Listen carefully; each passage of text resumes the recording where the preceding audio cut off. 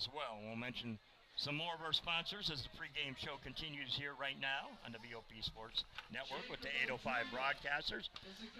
Bill, let's talk a little bit about that St. Joseph Knight team. And interesting, off to that slow start, and now, two in a row. They're 2-3.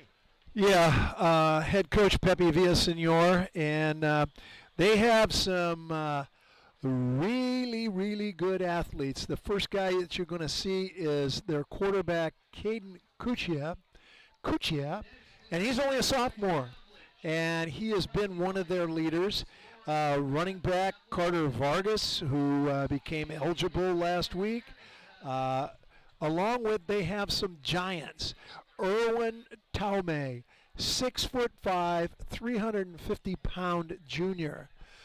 Makai Sat, 6'2", 315 pounds. And then also Jorge Hernandez, 6 feet, 305 pounds. So they have some very, very big people.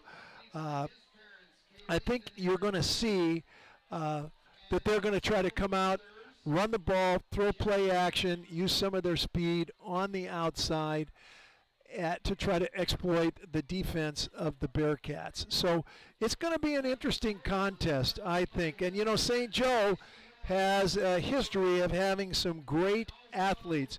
They have an enrollment of only 400, but being a parochial school, they can recruit people. And they've had some great people here. Let's go back to the guy that you're probably most familiar with, and that's Mark Brunell, NFL star, Super Bowl 44 winner with the Saints, MVP of the Rose Bowl. Then Tom Rader, NFL Super Bowl champs with the Giants. Bill Simons, Major League Baseball with the White Sox. Mark Velasquez, who's a photographer and one of the contestants on Work of Art, the Next Generation Artist. So they've had some people here that are quite noteworthy. And the league, let's talk a little bit about that. We mentioned that St. Joe comes into this thing 2-3, and Paso 2-2 with 1 no contest. The rest of the league, Pioneer Valley is at 0-3, and we'll talk a little bit about that in just a second. Righetti 0-4, Arroyo Grande 3-2, and Napomo is at 5-0 right now. And as I said, the only undefeated team on the Central Coast, really kind of hitting their stride. Pioneer Valley's had 2 games canceled because of COVID. Last week with Santa Maria being one of them. Righetti's had their quarterback injured. Arroyo Grande lost to defeated Lompoc in a very close game, and since that time, they've rattled off a couple wins in a row after that. So they look to be coming around as they hit the league, and Napomo depends on that defense, and last week against Slow, their defense was responsible for a couple of touchdowns. So that's kind of the league and sets the table for the importance of tonight's matchup with the Bearcats. And Jim, if you're ready, I'm ready to do who's playing who tonight, where, and John will keep us updated on that. Yeah, and then we'll talk about the Bearcats offense a little bit after. Go ahead. Okay. All right. So last night, big game, Lompoc versus Santa Barbara. Santa Barbara 44, Lompoc 38. Lompoc drops to 3-3. They're one of the teams I thought at the beginning of the year had a chance to go undefeated. They have a superlative offense, and there's no way around it, a very poor defense. They are giving up 40 points per game. All right. Next, we have Independence. Was defeated by Frontier 47-0. Independence, we played earlier, drops to 0-5. Bakersfield Christian will be the next opponent for Independence. Then Buchanan, who's now 4-1, and defeated Edison 45-14 last week. They play 3-2 Clovis West this week. Then we have Sunnyside. Sunnyside, that was a no contest game. They defeated Mount Whitney 31-28 last week. Mount Whitney falls to 0-4. Sunnyside goes to 3-1. They play Roosevelt, who has a record of 3-2 this evening. Paso's last game, they defeated arch rival Atascadero rather handily. Atascadero is going into tonight's contest 1-4 after being beaten by a 3-2 Royal 34-6. Now, I mentioned that Napoma was undefeated. I overlooked Mission Prep, who is 4-0. They've had one game also canceled due to COVID. They beat Carpinteria 51-0. So, interesting game, Atascadero against Mission Prep this evening. Napomo, 5-0 last week. Beat down on San Luis 27-10. A couple of those touchdowns, as we mentioned earlier, coming on the defensive side. And they will engage Rigetti right across the street tonight. All right, then we look at Pioneer Valley. Pioneer Valley is 0-3. Their game, as I said before, canceled last week due to COVID. They're playing a Royal Grande, the aforementioned Royal Grande, with 3 wins and 2 losses. Pioneer Valley got to get it together. I think a Royal Grande becomes the big favorite in that one, and we'll keep you posted on that game. Rigetti 0-4 last week. They were defeated 28-21 by a very strong St. Paul team from down in Santa Fe Springs in Southern California. A Royal Grande last week had the bye, and they will play Pioneer Valley tonight. So we'll be keeping an eye on the scores throughout the Central Coast and giving you updates as we progress through this football game. And if you want to go ahead and ask John what he thinks of those games tonight right now, I will. Yes. John, down on the sidelines, I know I just got a text from you, so you should be there. I'm here, are you? Yeah, we are. You're coming in clear as day. Oh, that's awesome. So, Coach, let's talk a little bit about those games that are going on around the Central Coast. What do you think? I tend to believe Napomo is going to stay undefeated. Arroyo Grande is going to hammer Pioneer Valley. My beloved alma mater is going to lose to Mission Prep. So, yeah, that's my thoughts so far. And Santa Ynez beats Cabrillo. You went out on a limb there, John. Exactly. I'll agree with them, so it doesn't, I'll go with you, John, tonight, and Coach. We're all pretty much even on the picks for tonight. Now let's talk a little bit before we do another commercial break about that Bearcat offense, and it's been a pretty good dose of run, Coach, so far this year. They're averaging about 5.5 yards a carry as a team, and they get that tandem that are running. We're getting a little static in the background. We'll fix that. And they're basically, they're going to have to keep the ball on the ground tonight and keep that offense from St. Joe off the field. Well, that's got to be the game plan. And as we said a couple weeks ago, the word of the night has, no pun intended here against the Knights, has to be finish. You can't do what we've seen the Bearcats do several times against good teams. And I think back to the Sunnyside game, they had 8-9 play drive, got down to about the 30-yard line, threw an interception the other direction for a touchdown. Those 8, 9, 10, 11, 12 play drives have got to result in scores. There cannot be anything but scoring. And that the onus then falls on that offense to keep the ball. And you got Moronis with 30 carries for 229 yards and a 7.6 yard per carry average. Then, of course, Leo Kemp, 72 carries, 407 yards, 5.7 yard average. So those guys are going to carry the bulk of the load, but the guy that really is beginning to shine is Mauriter, and he's had 16 carries for 97 yards and really had some big runs last 2 weeks ago against the Atascadero, and he could be a key factor in the game. A couple of those reverses that they ran to him were just outstanding plays for the Bearcats, and they're going to need big yardage plays tonight. They cannot get behind the sticks. So you don't want to be in 2nd and 9, 3rd and 8. You've got to get to where you're 2nd and 3, 3rd and 2, those kinds of situations, so you can keep moving the ball, control the clock, and keep people like Langley and Kushia off the football field. So, Coach, do you try to go to some of those screen passes to Moronis and maybe to Kemp out of the backfield, short passes to try to mix it up a little bit to keep that St. Joe offense, off balance a little bit? Well, you're going to have to do that. And, guys, I can tell you what St. Joe's going to do on offense. I watched some tape. They're both under center and they're in spread.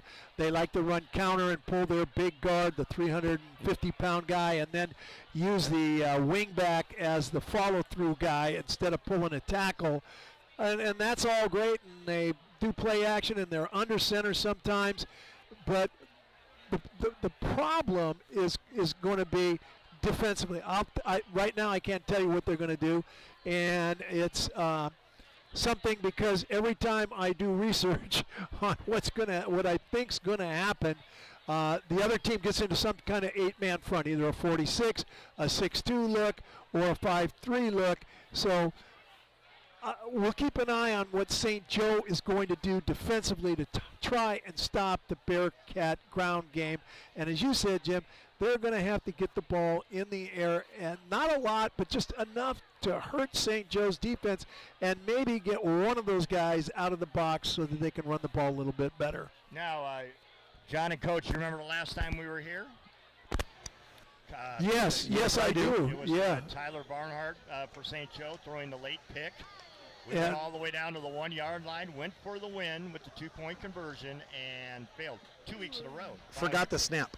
Yeah, it was a bad snap, wasn't it? Yes, a game that should never have been that close. St. Joe was up by, I believe it was 14 points, wasn't it 21-7?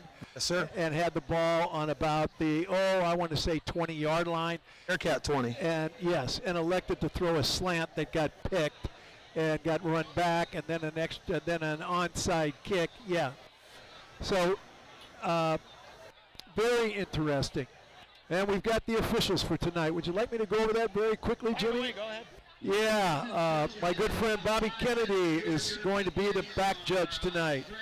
The line judge is Digger Hill. The linesman is Ricky Paz. The umpire will be Josh Olton, and the head referee will be the veteran dean of officials of the Central Coast, Mike Ostini. So we've got a very experienced officiating crew for the first league game here.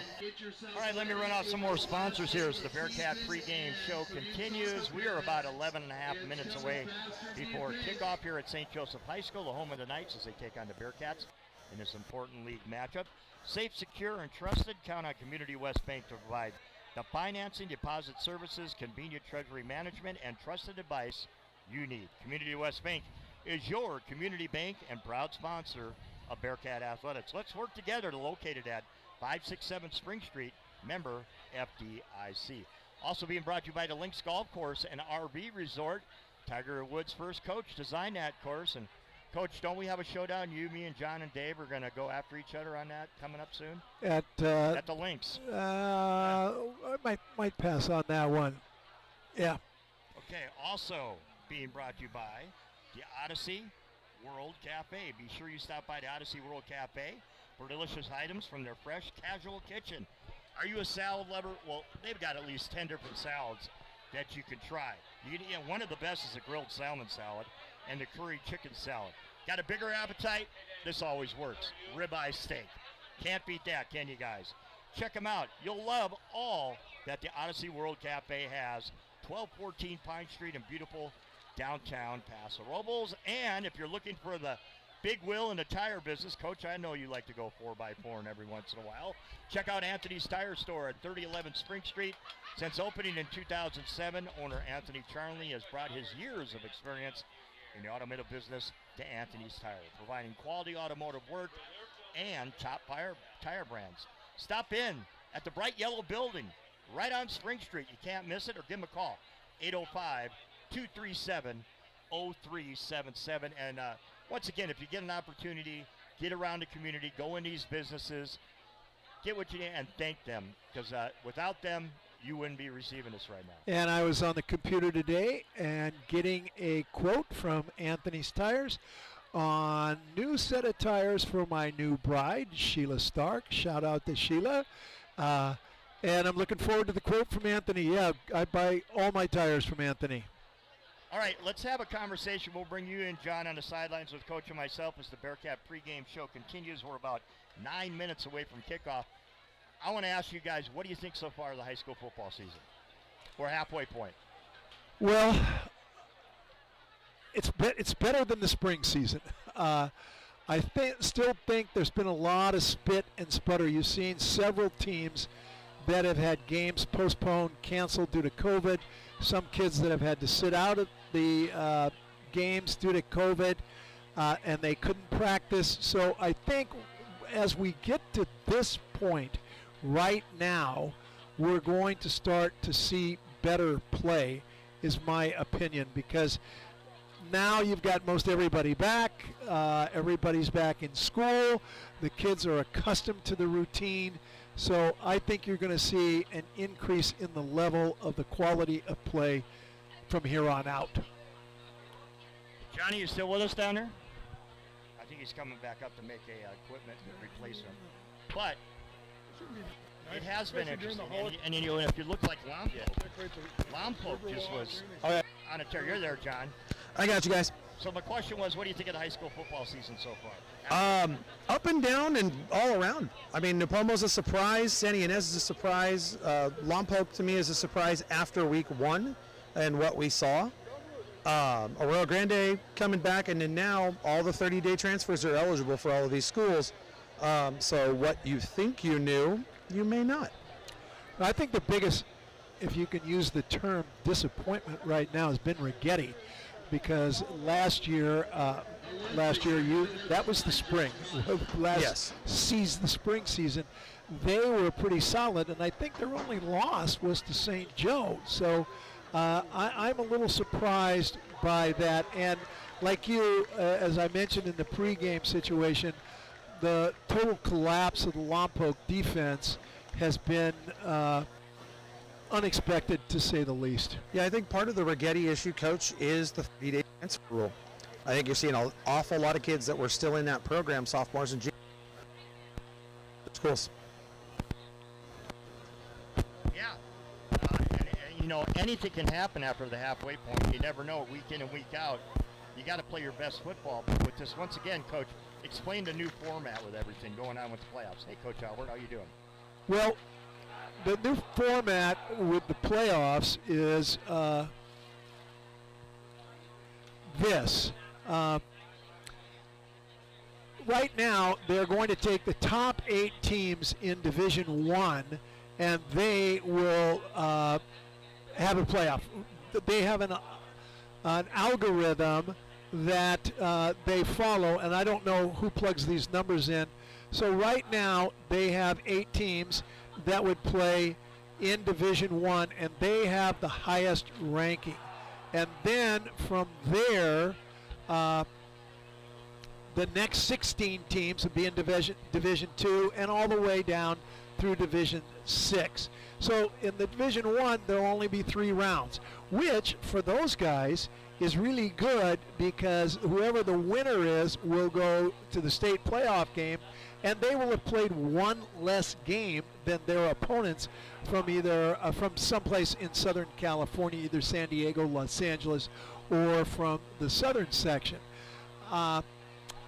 Then, you know, you run into the problem, and we can probably talk about this more at halftime, and I'll read off where everybody is right now. But you'll have some teams that are kind of on the cusp, say between Division 3 and Division 4. Well, do you want to be team number 16 in Division 3 or number 1 in Division 4? Because it makes a lot of difference in the playoffs how you're positioned, whether you get to play at home or you're going to play on the road. All right. We're getting ready for the usual St. Joe prayer and the singing the national anthem, and we'll leave it here. So if you're at home, stand up, take your hats down, and enjoy. John Sewer, the class of 2009, passed away on September 25th, 2021. John played for Orchid Youth Football and was part of the OYFL's first senior football team who won the Super Bowl. John went on to play varsity football for 4 years at St. Joseph High School on both sides of the line. He then moved to Hancock College and eventually to Kansas State University. We are proud of having John Sua and his entire Sua family as alumni of St. Joseph High School, and John will forever be in our hearts. We'd now like to take a moment of silence.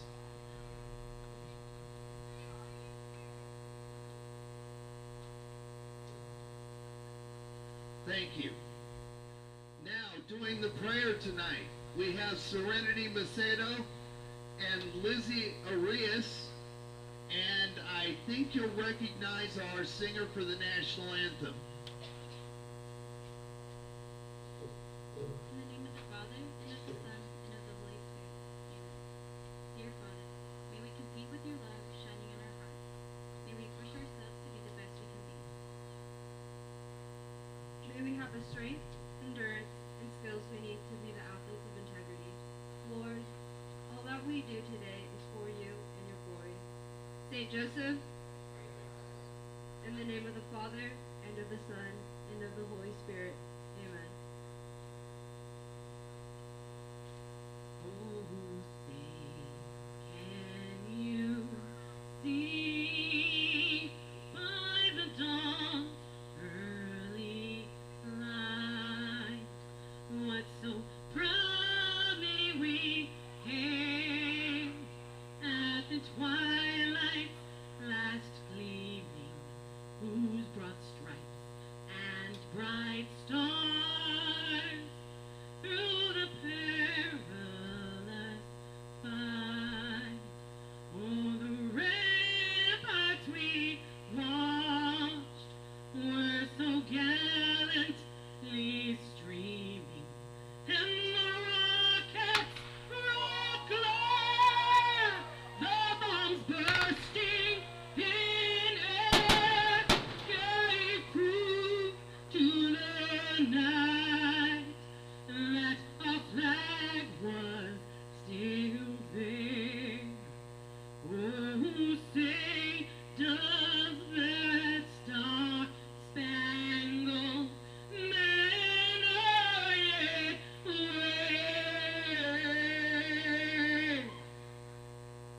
Oh, the land of the free and the home of the brave. God bless America. God bless St. Joe's. This is Aaron Doherty, ladies and gentlemen. Well, a little pyro activity with the fireworks coach. That was a shock. Yeah, it was. Yeah. Umpire Josh Alton. Yeah, they did a moment of silence. There was a little bit of unsuspected Bobby Kennedy. gut punch for me. John Sua, who went to school here and who I had the opportunity to coach at Hancock, passed away. A young man, played for us in, I want to say, 2009, and went on to Kansas State and was really good. And his older brother played for us at Hancock, and my late wife Cindy used to sit with his dad at all the games. And our condolences out to the Sua family. For the Bearcats. All right, You ready? on to Hey, football. Here Good comes to the see you. Did you have a good week off? And by the way, congratulations on the marriage. Thank you. Coin toss. Number 62, Dominic Weber.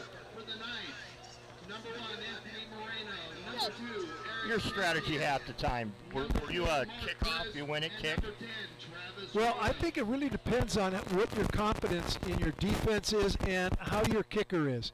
If your kicker is really good, Paso Robles has won the toss, and they've deferred. declined. Okay, So that means that the Knights so anyway, if your kicker's really good, defer and put your defense out there. If not, you got to go the other direction. You got to get the ball and do what you do best.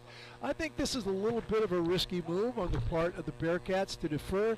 They're telling St. Joe, we're going to stop you, and we're going to get the ball also at the beginning of the second half and drive down and score. So Well, That's the Bill Belichick theory, anyway. we've had some interesting kickoffs over the year with Valencia being the most- biggest one of all. the most With the bizarre. CIF kicker coming up and Yeah, kicking somebody not, where they not only kicking the ball, but kicking, yes.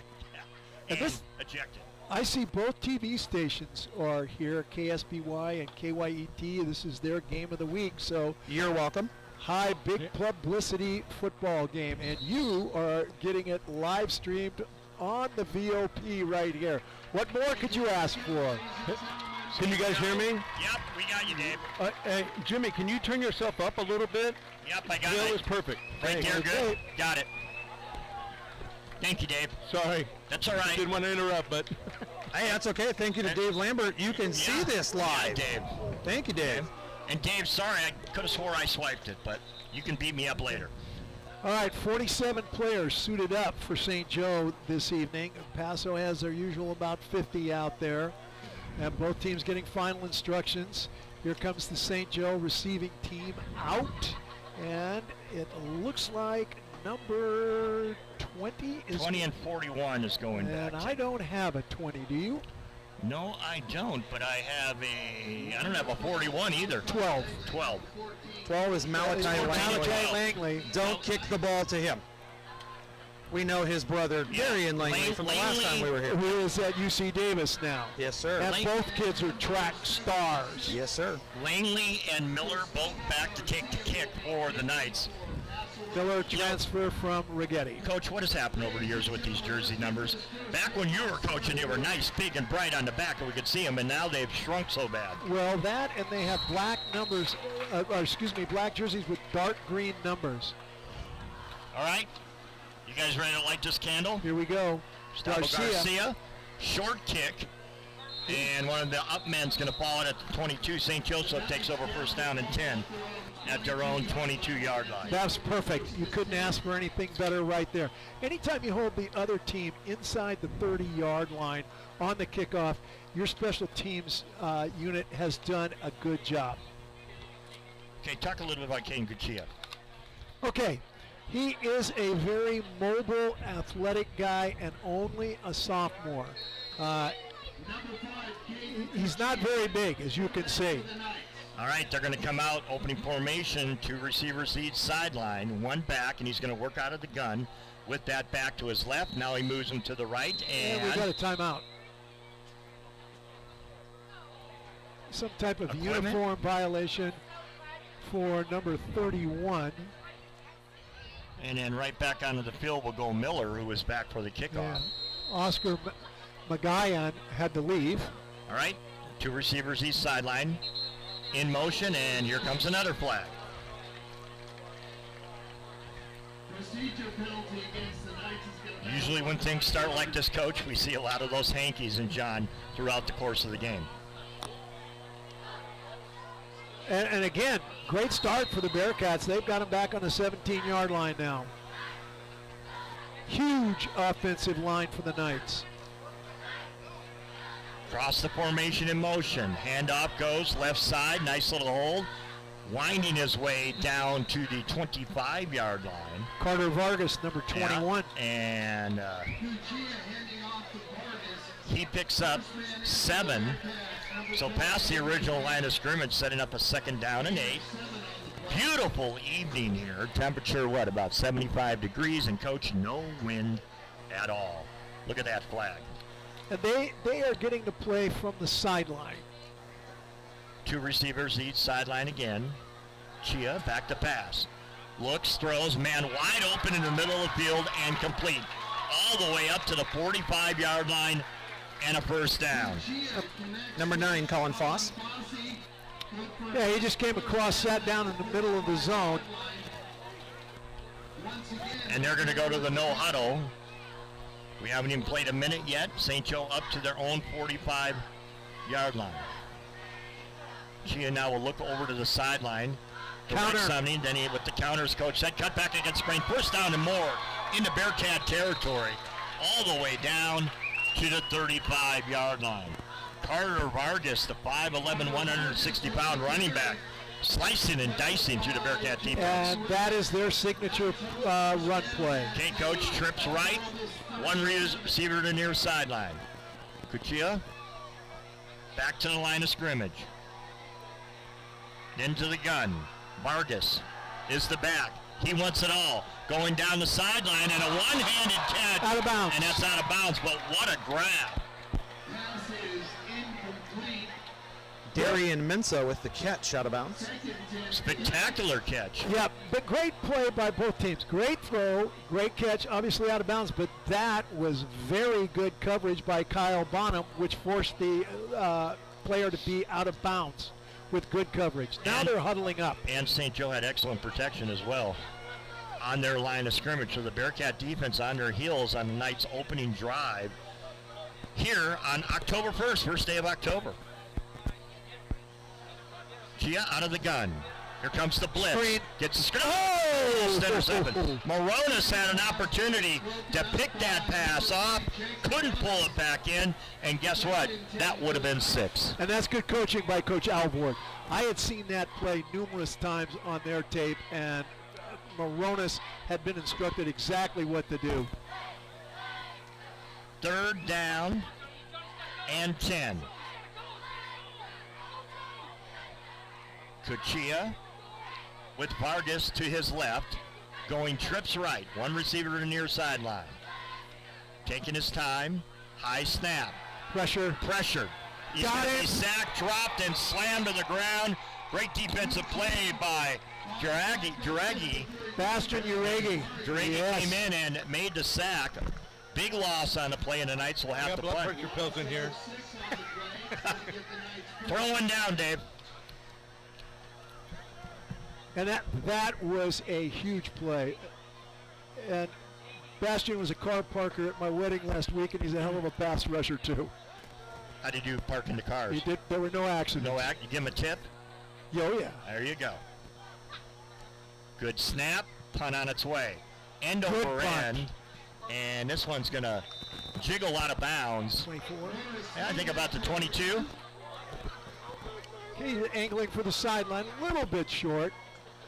Hey, folks, don't forget the text lines are open. If you have a question for Coach, John, Dave, or myself about the game, you want to shout out what you graduated, we want to know where you're listening from because we got a bunch of states. I think we're up to 28 now throughout, so give us a shout out on a text. Don't call.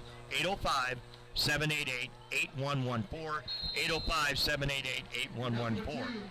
My son's watching it at the top of Mount Bachelor in Oregon right now. Well, I bet she's getting good reception at that height too, isn't he? Hello, Devin.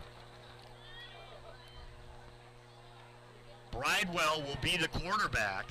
Handoff left side, and that'll be a gain of 6 for the Bearcats. 4-3 defense to start with by St. Joe, which is unusual. We have not seen this at all. It's been 8-man fronts. They got 4 down linemen, the big guy right in the middle, number 75, Erwin Taumay. Bridewell under center, pro set. Handoff, Kemp. Got 2, setting up a 3rd down and 2. Bill, you talked a little bit about this in the pregame show. Put yourselves in good 3rd down positions, makeable, and move those chains. Yep, very makeable. And this, to me, this is a huge play for the Bearcats. I know it's early, but Yeah, but you decided that you were going to defer, and this is why you defer Yep. right here. Moronis and Kemp in the backfield. One receiver to the near sideline. 8:40 to go, no score. Kemp cuts it back. He's going to have the first down. He got it by a yard. They should mark it at the 39. So the Bearcats will move the chains. 3 runs, 11 yards, and a first down. 8:27 clock running first quarter, no score. The Bearcats held the Knights defensively after the opening kickoff. After the Knights started off real hot, the Bearcats settled down. Tim Albert doing a good job as the defensive coordinator. One receiver to the near sideline. Coach, they'll go to the I formation. Luna in at quarterback now. Tyler Luna. First man through, not much there, maybe a gain of a yard. 2nd and 9. Now they bumped the guy up. They're in a 5-2-4 look. That was Connor Bowman. Got a yard, 2nd and 9, so the ball spotted down at the 41-yard line of the Bearcats. Glad you joined us here tonight from Santa Maria on the VOP Sports Network. If you're listening, or if you're watching and listening. Now we Luna appreciate back in a quarterback. Yep. 4. Offset in the backfield. Blitz. Kemp got a couple, setting up a long 3rd and 7 from the 43, the Bearcats' own 43. They need to get to the 50 for a first down. Yeah, this is where you didn't want to be. Short gain on that carry. The Knights were left. And we'll see how the Knights play it. They made some substitutions here. Bridewell back in at quarterback. It's going to be good. They may roll him out. Or look for the Statue of Liberty draw right here. Double slot Yep. formation. Coach said 2 receivers each sideline. Kemp, the quarterback, to the right of Bridewell. 4-man rush. Yep, They somebody is jumping everywhere. Now let me ask you this, Coach. In high school football, if the defensive player jumps and gets in there and then jumps back, If he breaks the plane, it's encroachment. but they call it against the Paso. Bearcats. So apparently he did not break the plane. There was a flinch, gentlemen.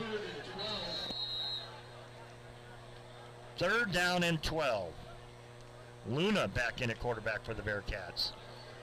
Okay. Dual receivers, 2 to each sideline. Luna will work out of the gun. Kemp will be to his left. 4-2-5 defense. Luna back to pass. Looking, gets the pass up, and Yeah, we got and a flag. Now, that's in a secondary. I'm not sure.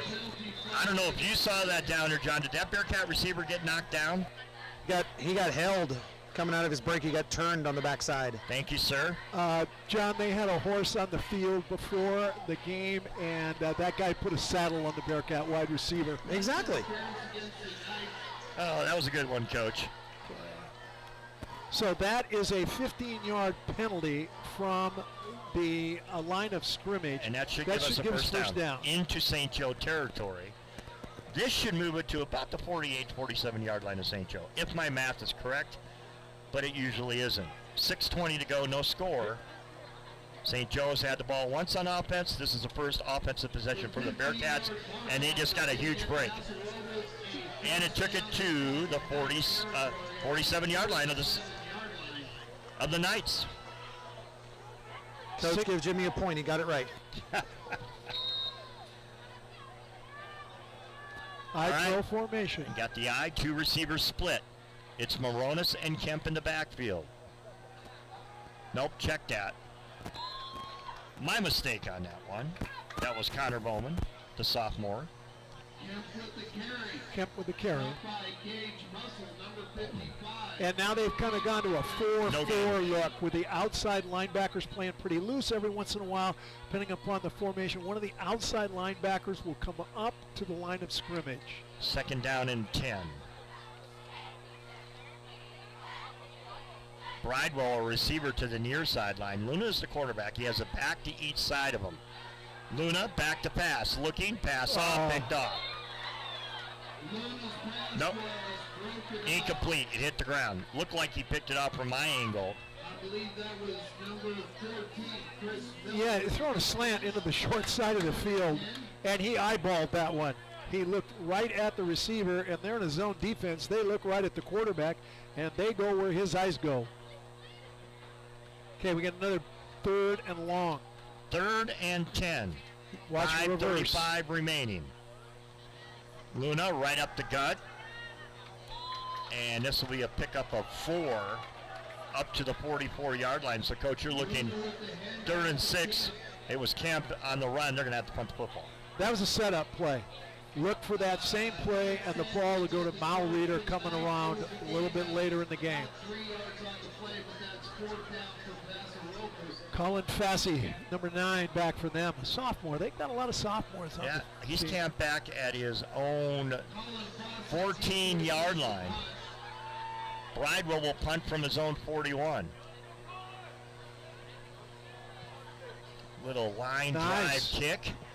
This one takes a Bearcat roll, and that's going to be down. Well, they picked it up. He picked it up, but he is going to be drilled immediately at the 6. I thought the Bearcat was able to get a hand on that ball to down it, but nevertheless, whatever the case was, pretty good coverage by the Bearcats and a nice punt from Bridewell.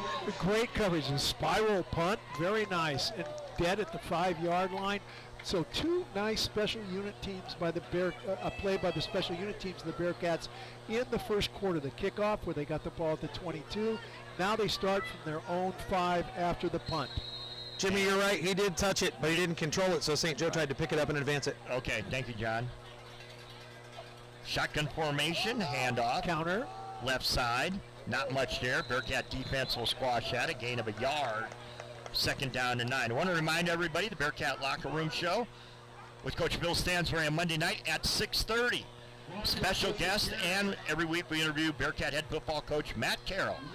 Dave Lambert also on hand, so it's the Bearcat Locker Room Show every 6:30 right here on the BOP Sports Network with the 805 broadcasters.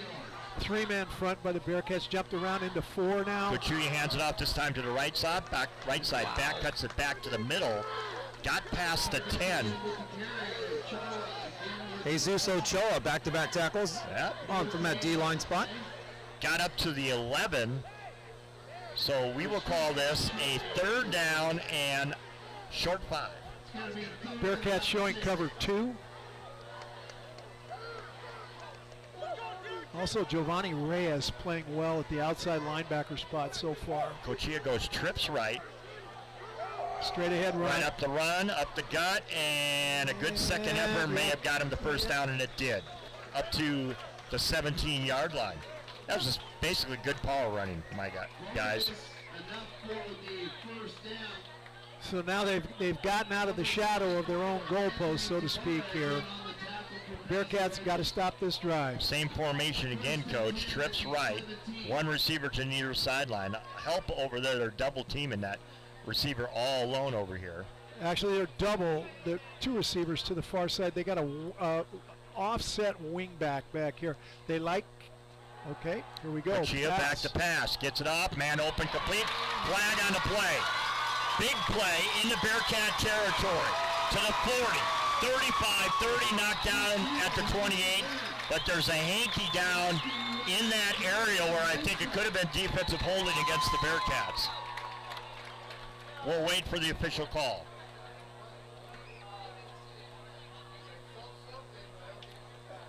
Sideline warning against Paso Robles. Which means the Knights are going to have first down at the Bearcats 29. Wasn't me, gentlemen, wasn't me. Okay, in that defense where you're in cover 2 with 2 safeties, and they drop back deep, there's a big hole in the middle. Linebackers have to get back and get in the way of that crossing route. So officially a 54-yard pass completion for Chia, a big play, moving them down into Bearcat territory at the 29-yard line. Chia with Vargas to his left. Now they'll do what they did a couple of times on their first possession. He'll come over and take a look at the sideline. Tight end on the right side. Takes the snap. Post. Looking deep down. That's going to be pass interference. No flag. Trip. Tangle. Feet got tangled, gentlemen. I have a quick hanky tonight, guys. 2nd down and 10. Good pass protection by St. Joe. It was there. A very nice throw. Yep. Bearcat secondary, a little shaky so far. Now there's nobody in the middle of the field. See this, guys? Yeah, watch Mensah on the far side of the field. You got a post on this side. Yep. Nice Vargas, play. not much there. He stopped. He lost a yard. Colt That's going Sullivan. to set up a 3rd down and 11 from the 31. Now, in this situation, I know it's early, 2:40, clock running, first quarter, no score. Knights in Bearcat territory near that red zone. Are you taking 2 downs here? We don't know. If you get 6? We don't know what their kicker is. So right here, from here, if they don't get it, yeah, it's 2 down territory. We'll see. We don't know the quality of their kicking game. Kuchuya does his thing, looks over, makes sure he's got the right play. Vargas to his left, shotgun formation, 3 receivers, and Timeout. we're going to have a timeout. So with the Paso. timeout, we want to say, here's one for the record books. Savage Deli presents the Bearcat Club Sandwich, loaded with Black Forest ham, turkey, bacon, avocado, Swiss cheese, homemade chipotle, mayo, lettuce, tomato, and onion, all on a toasted sourdough bun, all for just $10.95. That's a great price. Get 2. Score big. Get the Bearcat Club's Sandwich at Savage Deli, located at 2050 Spring Street. And if it's local, it's on Paso Robles DailyNews.com. Breaking news, sports, and special events. Look no further than the Paso Robles DailyNews.com. Another proud sponsor of our Bearcats. Easy to find, easy to read, and easy to enjoy. The Paso Robles Daily News. And a quick reminder, coming up at Locker Room Monday, Tuesday, we'll have girls volleyball against Arroyo Grande at Gillespie Gymnasium. Myself and John Doss will be on hand for that one. Scheduled for first serve at 6 o'clock. So, setting the table here for everybody once again, if you're just joining us, no score. St. Joe's second offensive possession. The Bearcats have had one. 2:09 remaining in the first quarter. St. Joe sets up with trips left, 1 receiver to the far sideline. Cuchilla out of the gun, rolling to his left. Wants the corner. Steps up, going deep to the corner, ball up for grabs, and good defense down there on the sideline. That was number 4 for the Bearcats, Hayden McKenna. Jimmy, actually good defense by the receiver, Oscar Magayon, number 31 for St. Joe, negating the pick. Yeah, that ball was underthrown. Okay, now 4th down, and, well, this answers our question that we asked a minute ago. They're going for it. What are you looking at here? If it would have been back 30, it was a 47-yard field goal. 3 receivers to the near sideline. Look for them to work the middle of the field. Mensah goes to the other sideline. Pass off, middle of the field. Good defensive play once again. Coming up and making the tackle. Short of the downs is McKenna. Short on downs for the Knights, so the ball is turned over, and the Bearcats hold the Knights again defensively. And with 1:55 to go, they're going to get the ball back.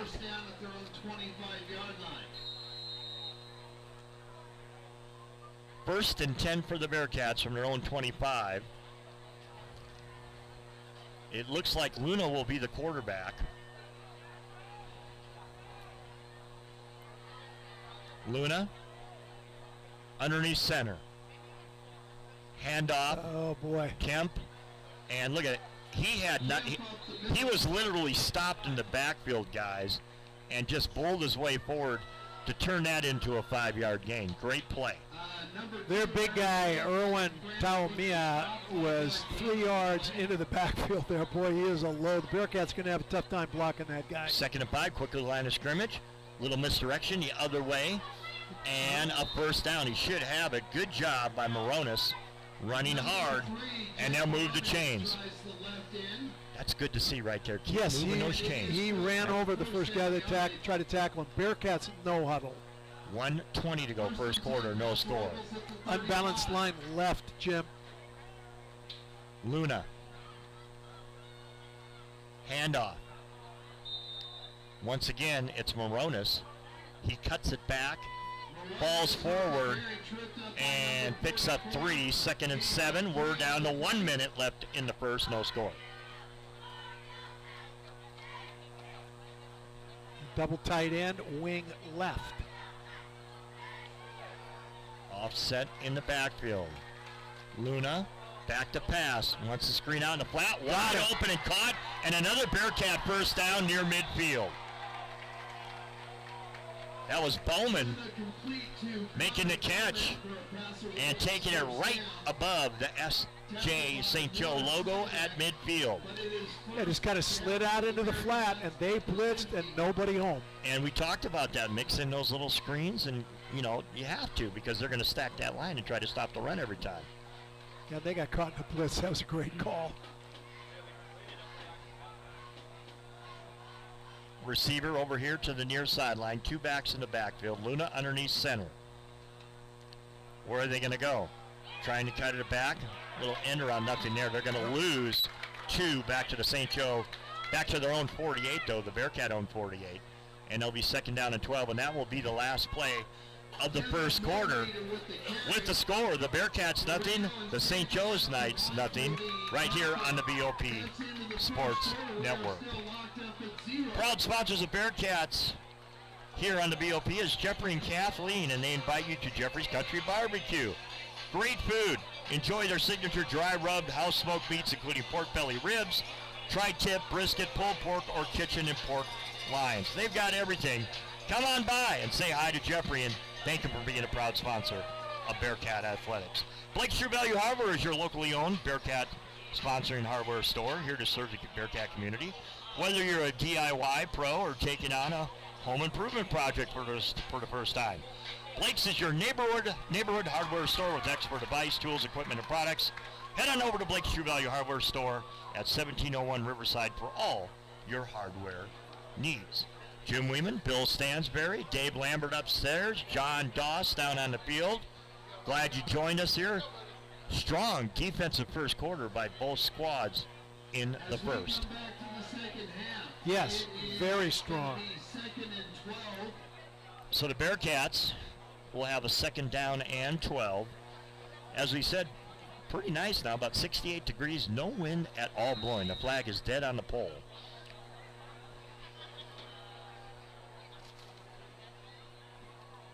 Diego Chavez to the near sideline. Cole Raymond to the far sideline. Screen set up. Ooh, man. He went and Ben Lippin, the junior, and he overthrew him. And as coach said, what he meant is that linebacker was coming up and could have had an easy pick. So now, with a 3rd and 12, got to be careful here. Luna back in a quarterback. Do you take a shot deep downfield there? No. Or do you just protect, give it back to your defense? Well, they got the big guy out of there on St. Joe. And they're going, and Bridewell is in as a wide receiver. 2 receivers each sideline. Luna steps up, pressured, dropped at the 46. Bearcats will have to punt the football. Second quarter just underway, no score. Yeah, he held on to that too long. He had the short receiver. And you've got to, as he gets older and better, if they're open short, throw it and throw it now. I don't know whether we've gotten the first down, but it looked like at least a 5-yard gain there. You know, Bridewell got off a beautiful punt last time. Bearcats have to be good on special teams in order to come out ahead in this football game. Fassy back at his own 30, Bridewell at his own 32. Good snap. A short end-over-end kick. Takes a Bearcat bounce and looks like it's going to be down out at around the 12-yard line. So that's where the Knights will take over first down and 10. 16, thank you, John. Well, Bearcat special units teams have done a great job. Starting position for the Knights, the -22, the -5, and the -16. Just what you want if you're a defensive coach. We're back with you next Friday night for Bearcat football, as we'll make a first appearance ever for a regular season game at Napomo High School. Next Friday, pregame at 6:30, kickoff at 7. All right, here come the Knights. Backed up to their own 16. Kuchia, handoff, Nothing. big hit. Like 74 for the Bearcats. Anthony Tabarez. Hey, Jim. Yeah. Darian Mensa in at quarterback. Thank you. Mensa, the new quarterback. Former Tiger, correct? Yes, sir. We saw him back in the spring, Coach. Yes, we did. Mensa, out of the gun. 2nd and 10. Man-to-man defense Plenty by the protection. And Bearcats. look at that arm open, and he overthrew his intended receiver, Travis Royal. Well, needless to say, Mensa has an arm. Too much of an arm. Yeah, and that's unusual, man-to-man defense, and something the Bearcats put in last week. And if you're going to play it, you cannot let them get behind you. No, and he had a great pocket, stepped up, and just overthrew it. Need to put a little more air underneath it. All right, Mensa working out of the pistol this time. Now they're going to move him up, Coach. 3 receivers in the near sideline. Wing back on the other side. Taking Tight his end. time. Here comes the blitz. Rolling out in trouble. He is going to be sacked and hit hard inside the 5. And the Bearcat defense looking stout tonight. Uribe, just really great. Uribe's got the motor. That's what you like as a defensive coach, a guy that just keeps coming. What a night so far he is having. Yeah, just a power move right past the. Number 8 is punting for them, Morris Slovak. And he's got to be careful. They got to have a Yes, good he snap does. because look how close he is to that back line if you're watching on the live stream. St. Joe, a little trouble getting the right people in for their special units. Now, this is a big break for the Bearcats right here, folks. Take advantage of this. With the return man at the 35 and his And we flag. got a flag. Oh, I think we're going to back up a St. little Joe. closer to that goal line. Yeah. Penalty flag on the night. Penalty number 3. So they'll be snapping the ball from the 2.5-yard line, and he's got nowhere to go. Special teams when you practice. Did you practice on this a lot? Oh, yeah. You had to because look how dangerously close he is to that back line, and you got to have a great snap. Bearcat return man up to the 31 now. And here Back they come. snap, here they come. Punt off. Poor punt. Don't away touch it, from it. don't touch it. Get away, Oh, nope. don't do that. And coming around and getting hit is And he Bryson will learn. Vanessa. He lost 3 or 4 yards trying to get that poor punt, but good field position nevertheless. Nevertheless, first down and 10. Bearcats will have it at the night 35-yard line. Their best field position of this first half. 9:18 to go, still And I think that no was score. Chris Miller with the tackle for the night. First and 10 for the Bearcats. Okay, now, 35 opportunity here. Seize it, finish the drive, score. Cole Raymond will go to the far sideline. Kemp and Moronis in the backfield. Luna is the quarterback. Luna rolling out to his right. Steps back, goes to the middle field. Hang on to that football, young man.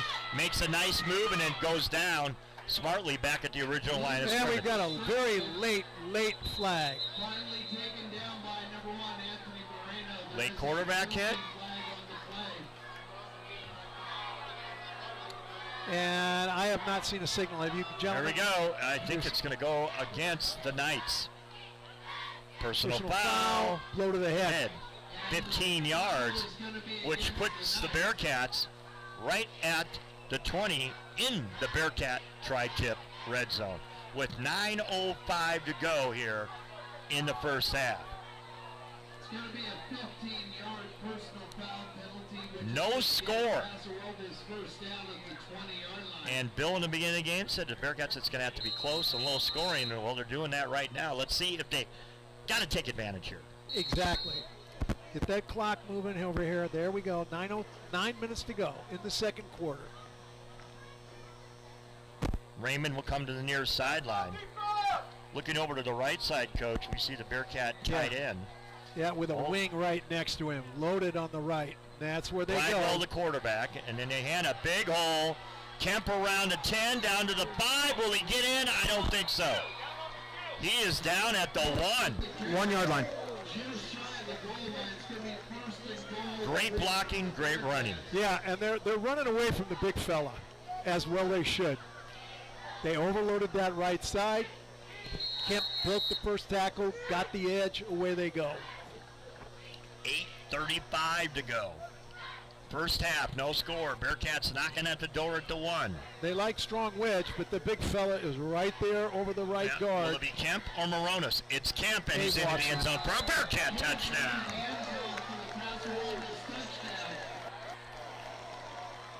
And what they did there is they didn't run at the big guy on the right. They ran to the left. Great. Now that's not an accident, people. That's somebody upstairs seeing where that guy is, communicating that to Coach Carroll. Great call. All right. Garcia for the point after. Garcia for the point after.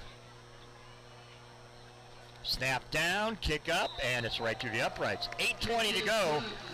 Bearcats lead 7-0. We'll talk about that drive in just a second, but first, Western Janitor Supply is 100% female-owned and certified by the state of California as a small business. They have been fully family-operated business since 1985. Currently, there are 3 generations working together, providing you with efficient and knowledgeable service. Stop by and say hi on Pine Street. And keeping you good looking 7 days a week, it's Nick's Barbershop and Hair Design, located at 631 Crestline Road here in Paso. They're open from 8 to 6 Monday through Saturday, on Sundays from 8 to 5. Walk-ins only, and don't forget to ask for their senior military discounts. Nick's Barbershop and Hair Design, a proud sponsor of our Bearcats, and we do know Dave Lambert frequents that establishment a lot. He loves that place. So good looking. That's why you're so good looking, correct. Okay, Coach, what about that drive? Well, short and to the point. When you get a 15-yard penalty to help you, when you get the ball 35, you get 19 yards on the first play after that. Couldn't be better. Short, pooch kick. Fielded at the 26 and brought down at the 35. You notice the Bearcat special teams playing a lot better tonight. They had that slow start. So far, so good. All right, 7-0, 8:15 to go, first half. Bearcats lead in Santa Maria at St. Joseph's High School. And the big surprise of this one has been the Bearcat defense. Yeah. They have bent, they have not broken, but watch out, big plays. St. Joe has just missed on a couple. Here's a real tight bunch formation. There's his pitch. Chino back in at quarterback. Reverse direction, trying to cut around the corner is Vargas. And Vargas is finally dropped. He ran 40 yards and lost 5. Yeah. That would be number 12, Malachi Langley, down on the field. And the training crew will go out. Let's hope that young man is okay. Gentlemen, I got an update for you from Pioneer Valley. Fire away. Arroyo Grande 7, Pioneer Valley Panthers 7, end of the first quarter. Wow, Pioneer Valley hanging tough. Yep. Morro Bay 7, Templeton 6, end of the first quarter. Morro Bay Pirates continuing to have a good year.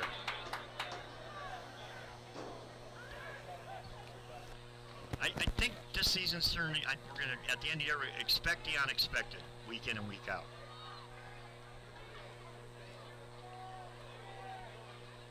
All right, 4-yard loss, second down and 14.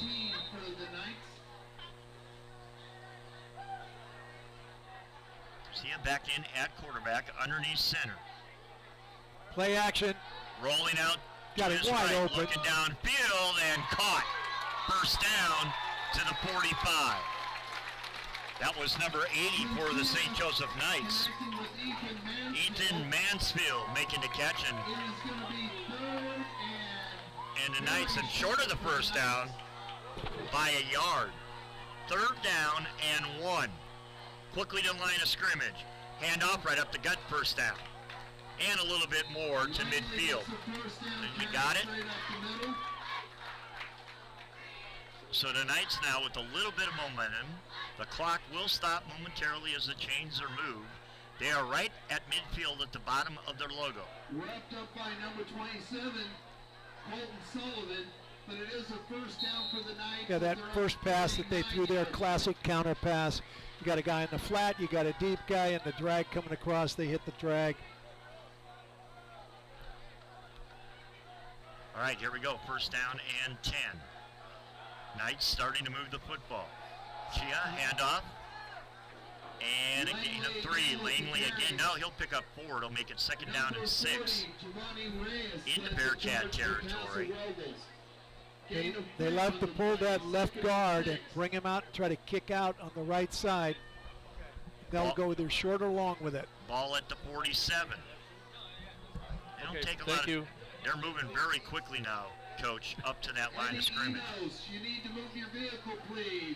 Bearcats showing blitz and both sides. That was Colton Sullivan. He just got a little anxious. I think that one's going to go against Paso Robles. And I think the PA announcer will be right. So, instead of 2nd and 7, it's going to be 2nd and 2 with 6:28 to go. Here in the second quarter, 7-0. Bearcats lead. Chia, handoff. First down for the Knights. To the 37. And with an 8 of a penalty, There they goes built the drive. momentum. Little bit of momentum. Now, John and Jim, you notice they have a tendency to run to the right. Let's see if that continues. I'd run behind that hotel as well, sir. At tight end, they're unbalanced right here. Chia taking his time, looking over the sideline. Down to 5:53 to go. There it is again. And again, cuts it back. Nice hole. Close to another first down. I think he got it. He got all the way down to the 26. Yeah, they're very heavy there to that side. There was only 2 men to the left of the center, and everybody else was over on the right. There were 7 guys on the right. Right at the 25-yard line. They got it working right now with the run game. They put it down into 25. Tight end left now. Still coming back to Run the it right. again. Cutting it back. Another big gain inside the 20. Down to the 19. Setting up a 2nd and 3. As the Bearcats, I might take a timeout here, basketball style, to kind of disrupt the rhythm. Bearcats need a big play here. Got to keep behind the line of scrimmage. We are going down now to 5 minutes to go. Clock running in the first half. As I said, Cats lead 7-0. She had 2 receivers split. Counter left. And the left side, just look at that big hole up the middle. Cuts it Touchdown. back into the end zone. Did he get it? Yep, touchdown. Well-designed play, gentlemen. Good block and a good job by the back to cut back. Vargas to get into the end zone. Okay, so what we pointed out is they'd run right, right, right. Then what do? They run counter left.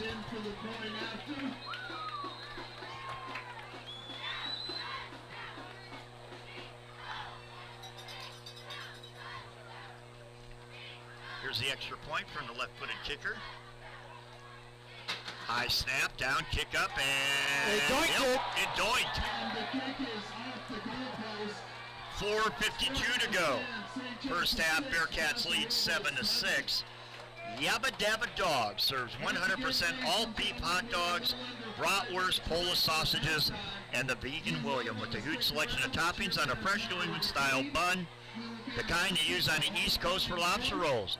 Find them from 11 to 3 on Tuesdays and Thursdays at the Masonic Table, 320 Sherwood Temple, that is, 320 Sherwood Road, and Wednesdays at 13th and Spring, or bring the dogs to you with their Top Dog catering service. Yabba Dabba Dogs. Online at yabbadabbadogs.catering.com, or give them a call at 805-610-2537. So after the missed extra point, Bearcats still lead 7-6. Got a little time to work, getting the ball back here with 4:52 to go. And here comes the kick. Line drive kick. Let it go out of bounds. Let it go. Let it go. Let it go. No, it didn't Nope. go out of bounds. And it's picked up, and this is going to be way back to the 5-yard line. Where is the 9 there, John? Yes, sir. 9-yard line. 9 It yard actually hit the knee pad of the runner. That's why he had to pick it up. He was trying to let it go out of bounds. One quick thing, Yabba Dabba Dogs is a sponsor of our Player of the Week, and we've had 4 Players of the Week get a nice certificate from them, and they get to go down there and get a Yabba Dabba Dog. So thank you to Yabba Dabba Dogs for being a Player of the Week sponsor. Their roles was unique. Okay, unbalanced line for the Bearcats, right. Bridewell in at quarterback. Hand off. And I do believe that was Kemp. Kemp got up to the 15. Good gain of 6, 2nd and 4. 4:30 remaining first half. Cats on top 7-6. Bridewell will remain in at quarterback, breaks the huddle. Raymond will come to the near sideline. 2 backs in the backfield.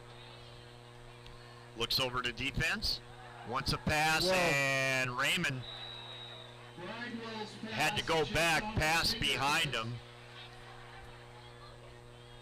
That sets up a 3rd down and 3. And at this point, another big play for that Bearcat offense, because you want to keep the Knights, who have gained some momentum, off the field, give your defense a rest, get a couple of first downs here. Very much so. Tough throw there, throwing left. I formation. Double tight end. Bridewell. Power. Handoff. And the Bearcats pile moving, and he fell forward. Well, let's see. It's going to be close. I think they got it from that back. The other side, yeah. The other line, he's got it. He's over. Yeah, they both are. That was Kemp. Was that a great run or what? He had, John, how many defenders did he have on there from St. Joe? 6? I counted 6. Yeah, thank you. He can handle 7 or 8. You got that right. Keeps getting player of the week with those lobster rolls. That helps him. Double tight end again. 3:48 to go. Play action, pass off. Moronis caught it. And he got out of bounds, and he got 3. 2nd and 7. Yeah, that's fine. That loosens him up. They have now gone to a 6-2 front. The linebackers come up against that double tight end formation, so you're seeing an 8-man front now, so that's a good call right there. They moved the football up to their own 23-yard line, so it's 2nd and 7. Bearcats taking their time up to the line of scrimmage. 2 backs in the backfield. Coming around right at us is Moronis, and he gets to the 29, short of the first down by a yard. But look at the spot by that power judge. He see the part? Yeah, but this guy's got to make moved it back, okay. So we're going to call it 3rd and 2. Big 3rd down and 2 again with 3:15 to go. You convert this, once again, keep that Knight offense off the field, give your defense a rest. Keep that clock running with a 7-6 lead here in the first half. Methodically move that ball down the field, as St. Stram would say. And it goes the other way, and that is going to be very close to a first down. That was Leo Kemp again. Yes, he got it. He got it. Judging by this guy on this side. Got it by 2. So, clock stops momentarily as the chains move. Bearcats leading 7-6. 3 first downs now since starting deep in their own territory. 2 or 3? 2. 2, thank you.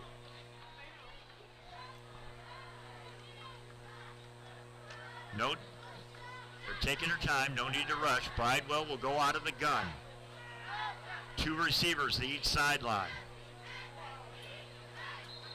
And we got an offside, an encroachment penalty, excuse me. That one's going to go against the Knights, ladies and gentlemen, so it's going to give them first. There's a good break.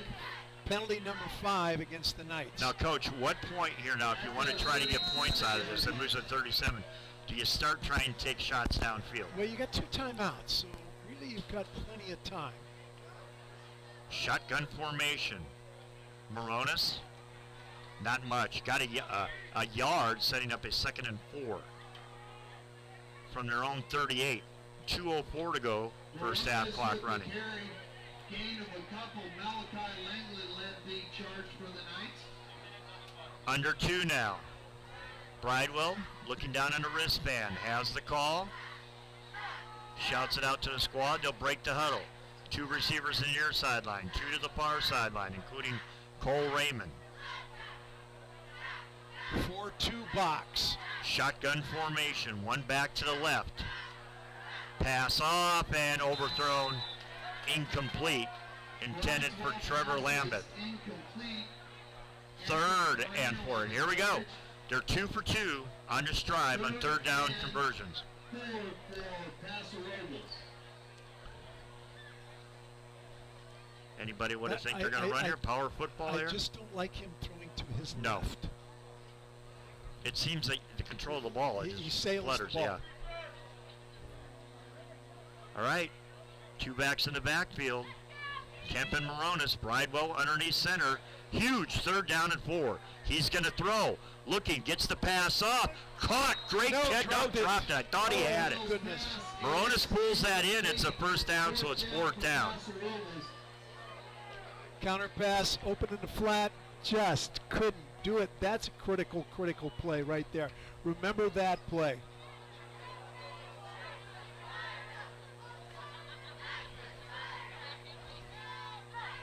So Fassey will go back to about his own 35. Bridewell at his 25. Long snaps have been good tonight for the Bearcats. 1:28 to go, first half. Cats leading 7-6, but they're giving the ball back to the Knights.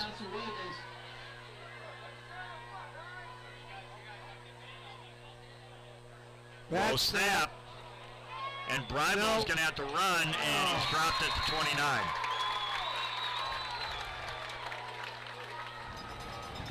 Miller takes down Bridewell after the bad snap, and it's going to give the Knights a 1st down. Well, I kind of feel bad on that one, Coach, because I feel like I jinxed them. Well, special units have been great. Yeah. But now you've given them the break that they need. If I'm them, I throw it deep right here, 1st down. Go for the heart, go for the juggler right off the bat. Yep. Because they've got, I well, believe Mensah they've got all look who they brought in. timeouts. Mensah back in at quarterback with that big arm. Out of the gun. One back to his left. Cover 2 by the Bearcats. Watch the top middle receiver there. Watch that middle of the field, too. And the post at the bottom. Okay. Nope, handoff. Nice run down to the 20. Gain of 8. Now they're going to put it down at the 21. Timeout on the field. Well, they found a home running right. Now you might say, how do you stop that? Well, you see certain formations, you can slant that direction and then blitz from the opposite direction. Once again, we want to thank all our sponsors that are bringing you exciting pastoral Bearcat athletics with the 805 broadcasters on the BOP Sports Network. We appreciate it because they're bringing you a little Americana throughout the complete year. We do it all: water polo, volleyball, basketball, wrestling, baseball, softball. And we enjoy bringing it to you right here with the 805 broadcasters on the BOP Thank you. Sports Network. Well, thank you. Tri-tip. We just got tri-tip and water here. Wow. Hey, Jim. Yes, John? I have a message from Michigan. We've got some listeners in Michigan tonight. All right. At Michigan. Okay, back offset left, back to pass. Chia back in at quarterback, man wide open, caught, touchdown.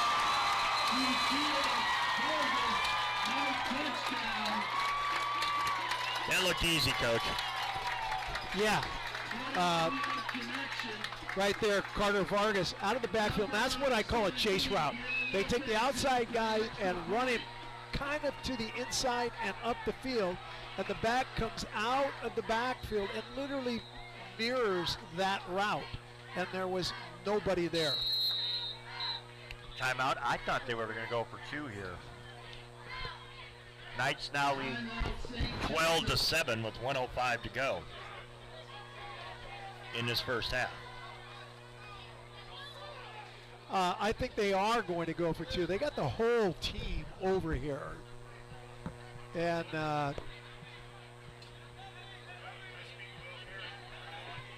yeah, they have everybody.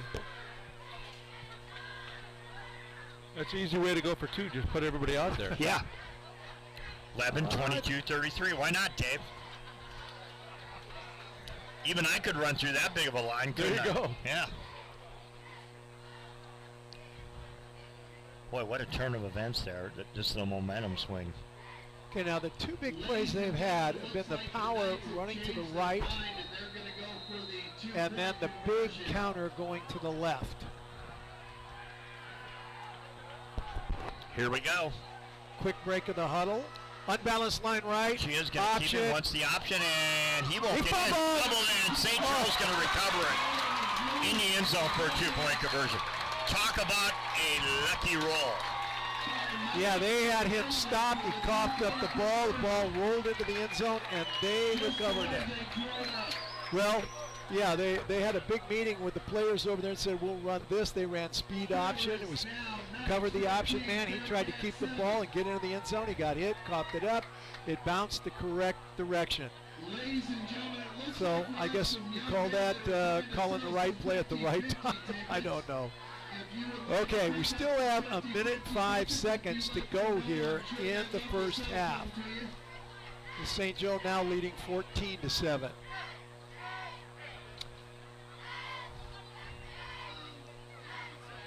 Well, it's a little bit of time, but tough for the Bearcats without that explosive passing offense to get something in a minute and a half, but you never know. Coach may have something up his sleeve.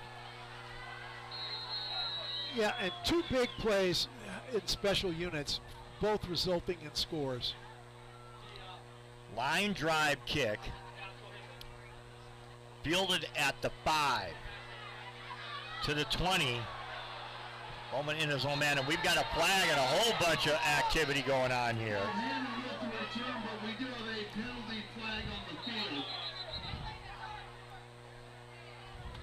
We'll wait and see what this is going to be on sportsmanlike conduct, but who is it going to be against?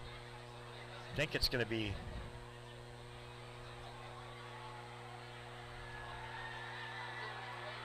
we'll see. I won't think. Yep. Personal foul penalty on the return against the Bearcats. Ouch. John, can you find out what that was? We did not see that from up here.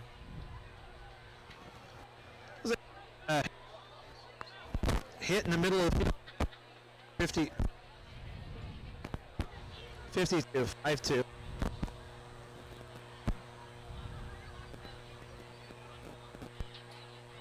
All right. Takes the Bearcats down to the 10 with 59.6 seconds to go. They're down 14-7. Bearcats jumped out to a 7-0 lead, but the Knights 14 unanswered points.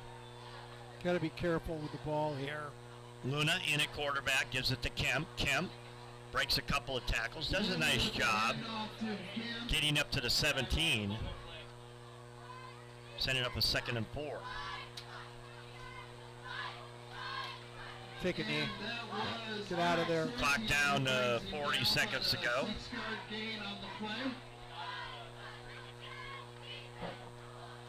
Yeah, John, I see Miller in it. Is that Miller, 14 at the deep safety there now? Bearcats just milking that clock down here. Luna looks over to defense underneath center. Handoff, Kemp again, and he's dropped at the 18. And that should That'll be it. The final play of the first half. So the Bearcats trail 14-7. First half thoughts? Well, special units, St. Joe, very poor punt, enabling Paso to score very easily from the 35-yard line, a big penalty in there. And then the play of the game has been the poor snap, and St. Joe being able to get the field position easily going in to score after getting the ball down at the 29-yard line. So, yeah, special teams have played big part in this football game. Actually, the Bearcat defense, other than the one drive, not too bad. So we'll see. The Bearcats, now the one good thing is with the coin toss, they get the ball start the second half, and it'll be imperative that they come out and answer, because St. Joe's definitely got the momentum at this point in time. Coach, why don't we take a little bit of break? We can run and do a couple things. We'll let me go over the playoffs. You want to go playoffs? Go. Yeah, I'll do the playoff stuff here. Now, the other day, being Monday, the CIF Central Section sent this out, and what they're doing is these are projections based on the Cal Preps rankings that were posted on the 28th of September. The next projections will come out on October the 5th. So and what these are is if the playoffs were to start tomorrow, here's who would play whom. In Division 1, Central is the number 1 ranked team, Buchanan 2, San Joaquin Memorial 3, Clovis 4, Liberty at Bakersfield 5, Garces Memorial 6, Hanford 7, Bullard 8. So those 8 teams would comprise the playoffs in Division 1. And they would play 3 rounds in that, 3-round playoffs, and there would be a bye the first week. Then everybody else is in groups. Somebody from our area in here, I'll read this off. In Division 2, Centennial, which is in Bakersfield, is ranked number 1. Clovis North 2, Frontier from Bakersfield 3, Clovis East 4, Clovis West 5, Lemoore 6, Mission Prep. Mission Prep Division 2 ranked 7. Our good friends at Sanger are ranked 8. Stockdale from over in Bakersfield 9. Kingsburg, who people that know Paso Robles football very familiar with Kingsburg. Then Bakersfield 10, St. Joe 11, Bishop 12, Tulare Western 13, Wasco 15, and Washington Union 16. Then Division 3, Central Valley Christian ranked number 1, Kennedy number 2, Napomo number 3. Now Bakersfield Christian is 2 and 3, Napomo is 5 and 0. So it doesn't really matter how many games you've won. It's how they think your schedule is. But there'll be some shockers here. Mission Oak is 4, Redwood 5, Arroyo Grande 6, Dos Palos 7, Strathmore 8, Dinuba 9, Coalinga 10, Reedley 11, Edison 12, Bakersfield Christian 13, West Bakersfield 14, El Diamante 15, and Roosevelt 16. So Royal Grande right up there in Division 2.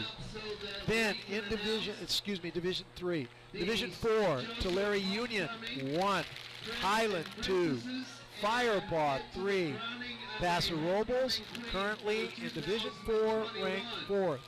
Ridgeview from Bakersfield 5, Madera 6, Sunnyside 7. Now, we weren't real competitive up against Sunnyside, and they have a record of 3 and 1. Our record's 2 and 2, yet we're ranked much higher. Followed by Corcoran, Madera South, McLean, Exeter, Wenatchee. Ragetti is ranked, that would be 13th, Foothill 14th, Shafter 15th, and now get this, Templeton 16th. After what I've seen this year, I just can't see Templeton being able to play against Sunnyside. Then in Division 5, you got Porterville, Tehachapi, Mendota, South Bakersfield, Orosi, San Luis Obispo, who has not won a game. They are ranked 6th in Division 5. Selma 7, Liberty of Madera 8, Boron 9, Independence 10, Golden West 11, Fowler, Riverdale, Mount Whitney, Delano, and North Bakersfield. Then in Division 6, ranked number 1 without a win is Pioneer Valley, followed by Taft, Emmanuel, Hanford West, and ranked 5th is 1 and 4 Atascadero, followed by Carruthers, Golden Valley, Woodlake, Santa Maria, Arvin, Chowchilla, Miramonte, Kenton, Kermit, Orange Grove, East Bakersfield, and Sierra Pacific. So those are your 6 divisions, and then there's 8-man, Fresno Christian, Lone Pine, Mammoth, Riverdale Christian, Layton, Sierra, Trona, and Alpa. Good luck whoever gets to play Trona. Are you a big fan of 8-man? You know, I really have not seen much of 8-man football. Most of the 8-man stuff I've seen has been on TV. It's a very, very fast game. I know Coach Union has a fairly good 8-man team up in our area. I think the good thing about 8-man football provides kids in very small schools an opportunity to play football. Didn't Coach Union put up 88 points last Friday? Yes, they did. 80. Yeah, it has some exhausted referees in 8-man football. And in Texas, some places, they play 6-man football. Now, just a comment on this playoff thing, that the idea that somebody is going to go to the playoffs and could be ranked in the top 4 without winning a game is kind of impossible for me to fathom. And that right now is Pioneer Valley in Division 6. They're 0-3 going into tonight, and they're ranked number 1 in that playoff division. One thing I did not ask Coach Carroll is in the past at Paso Robles, there had been the 500 rule. If you did not win 50% of your football games or any games, no matter what sport, you could not go to the playoffs. So it's going to be interesting to see how many of these schools actually want to go to the playoffs. Who wants to go in and get crushed? Well, yeah. I mean, I know, but an opportunity to a senior squad that maybe never has gone and experienced that. Sometimes you want to get the kids, before they leave high school, what it feels like to be in a CIF game. But then again, you don't want to be taking on the number 1 seed. Well, like Templeton versus Tulare Union, first of all, you got a 150-mile drive over there. And Templeton is doing what they've got to do with their 700 kids in school, and Coach Grove does a good job. But in my mind, that's a mismatch. You've got school, Sunnyside here has 2,800 kids in school. Templeton has 700 athletes, 700 students in school. I just don't see how that's going to be a competitive football game. John, you want to do an update on some of the scores? Not ready? Okay, you let us know when you're ready and we'll do it, okay? So, looking back on this first half, and it's homecoming here at St. Joseph High School, so I'm sure Dave has the camera pointed down here and they're seeing the cars going around, and there's some nice vehicles. Well, they're coming down in front there when you catch it.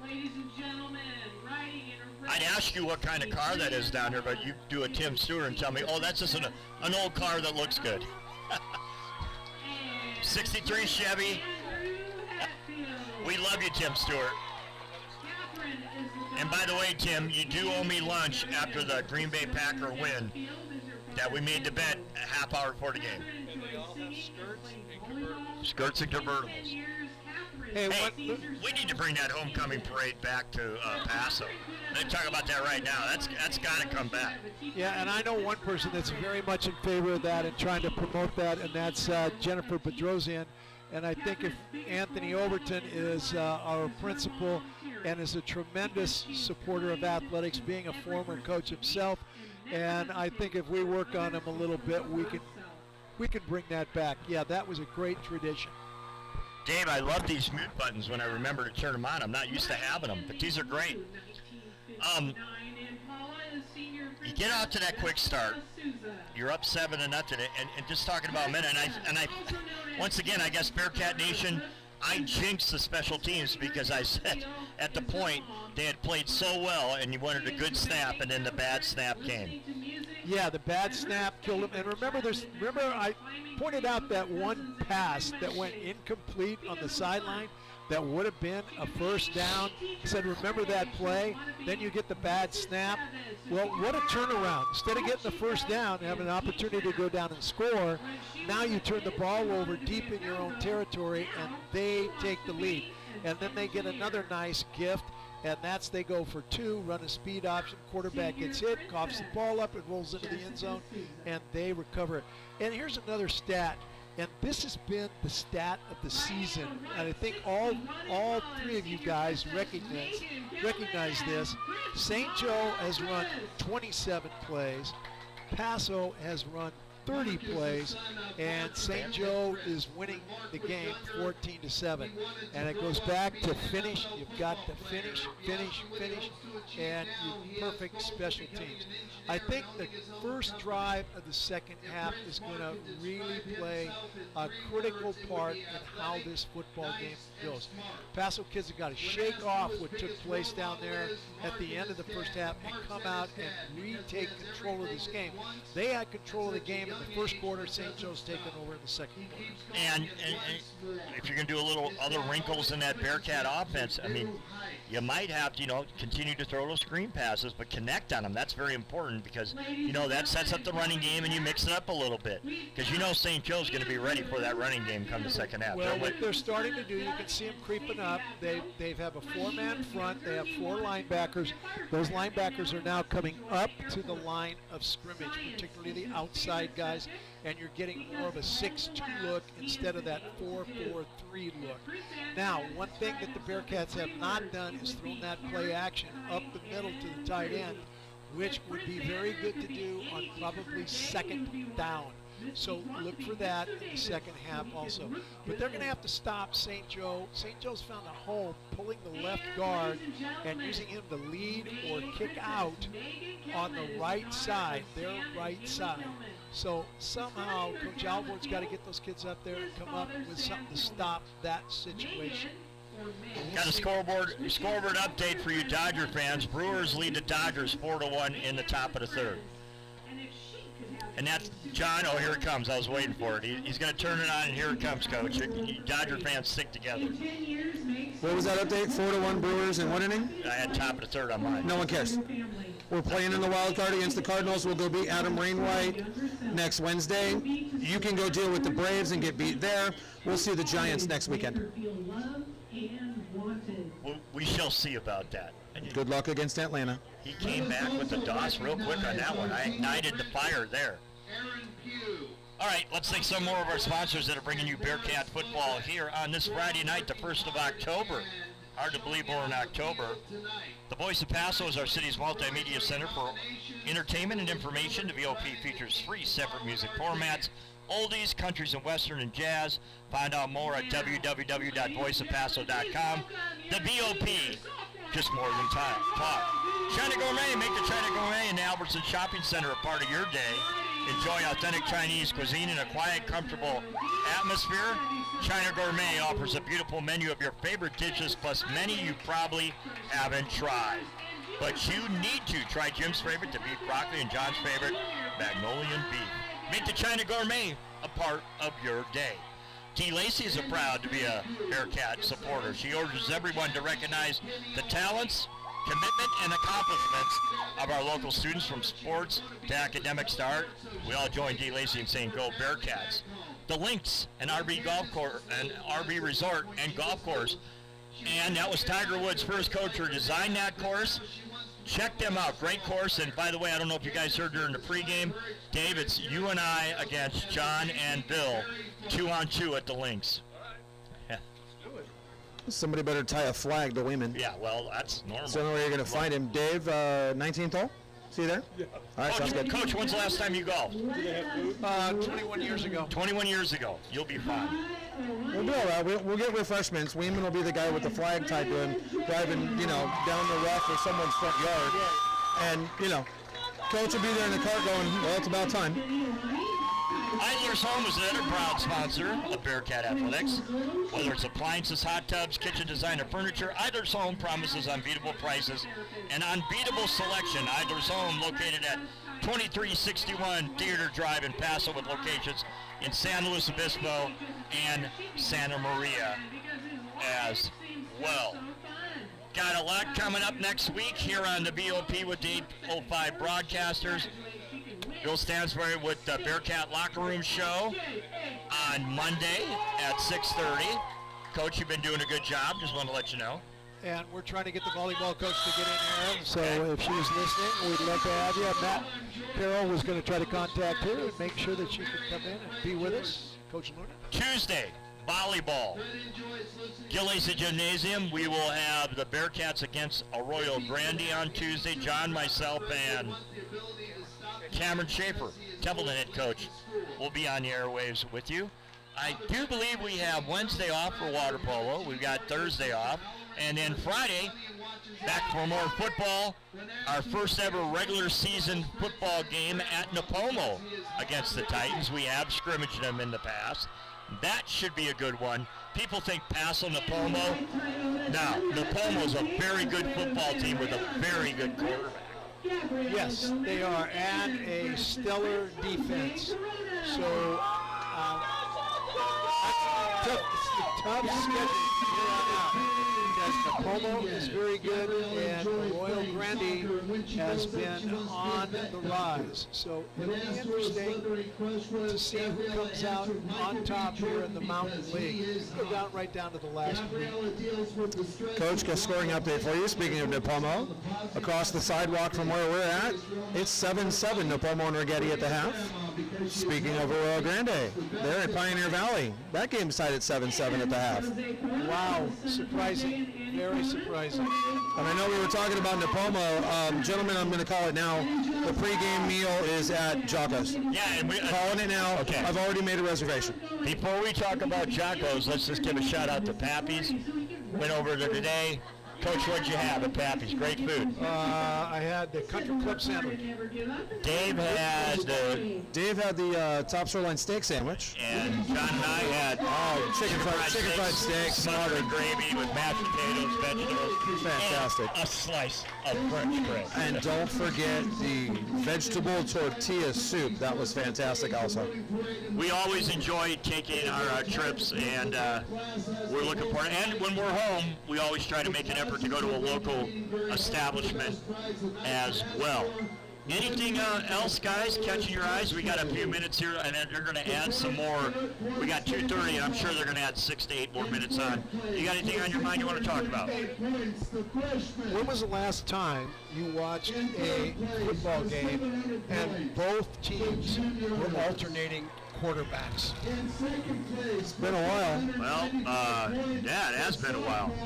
Yeah, because Paso, we've seen both Trayvon Bridewell and we've seen Tyler Luna at quarterback back and forth, and then Kuchia for St. Joe, and then the guy from down in San Luis Obispo. And he has got a cannon. If he ever can control that arm, and we saw that in the spring, didn't we, John? He can just zing that football. College football, you've been surprised with anything going on in the college ranks? College football is dominated by about 20 teams, and they are the 20 teams that appear to have the most money. and that's kind of the way it is. You just don't see guys coming out of nowhere. You know, you're not going to see Utah State win the national championship. So, no, nothing surprises me. I feel kind of bad for Cal Poly, the lumps that they've taken. You know, they've played some really, really good teams. It's 25,500 people at the University of Montana, and about 20 of those were probably Cal Poly fans. I've been to game there, and that's a very tough place to win. So Mike Moreno made a trip from Oregon to go watch that football game. if you ever have a chance to go to a football game there, it is a spectacular setting and a great stadium with an amazing atmosphere. What about in the National Football League? Well, the difference in the games in the NFL is just consistency at the top. You'll notice most of the games are extremely close, like last night, going right down to the wire. I think kind of the Rams are playing extremely well at this point in time. I think the Chargers are a bit of a dark horse, and I think the Raiders have been a little bit surprising. And who would have thought Kansas City would have lost a couple games already by now? So the NFL, though, Jim, is such a long, grinding season, and injuries play such a major part in how successful your team is going to be. And it's always who is hot at the end of the year going in the playoffs. So you got to wait until I think they've played at least 8 games until you can start to make any real judgments. I think the only judgment you can make right now is Washington and the Giants are bad. Now, all I want to know is, did you think of me when Rodgers hit those 2 passes and set up the field goal? Yeah. What is the deal? Why do so many NFL teams go to that prevent defense, that zone defense? Because they just don't want to get beat over the top. But they didn't need to score a touchdown. Remember that. When these guys got kicked 66-yard field goal the other day. So anytime they're within 55 yards now, they're a threat to score. So I think it's the defensive coordinators really got to look at their philosophy in that situation, because they're playing not to get beat over the top, but you don't have to get beat over the top. They threw, a 17-yard pass and a 24-yard pass. Boom. No, actually, the first one was a long one. Adams went all around the defense and caught that one in midfield. 24, and then they threw a 17-yard. Yeah. And then you got a 55-yard field goal, right. 54 by Crosby, who kicks well. So it was just, you wonder, and when they're going. So football as a whole, what are you giving as a grade, all 3 levels? Well, and see, it's different at this level, the mindset, because you're not going to get those long, booming field goals that you get in the NFL. Okay, we're going to let's take just a second break here while the fireworks go off.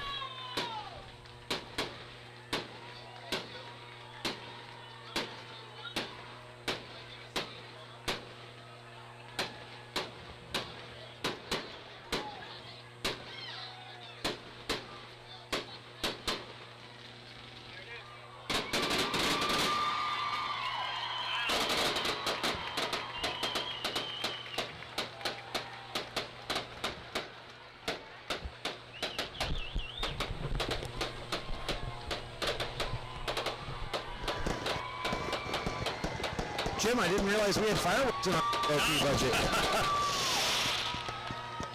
This is better than the 4th of July. That's awfully nice of you guys to announce my return to the sideline over here. I appreciate that. You guys didn't have to do that for me. You guys could have done that for Dave. That would have been nice.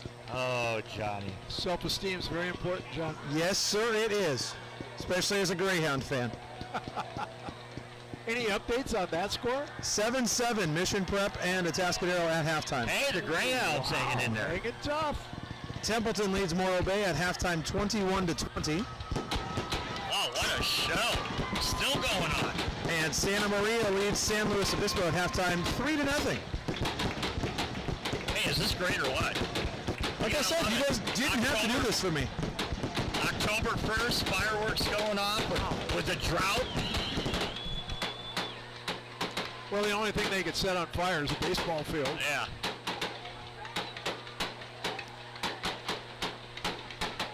I know, Dave, you're having a great view up top there. Yeah, I'm filming it for everybody. Yeah. This is like when we did it down at the fairgrounds a few years ago, remember? No kidding.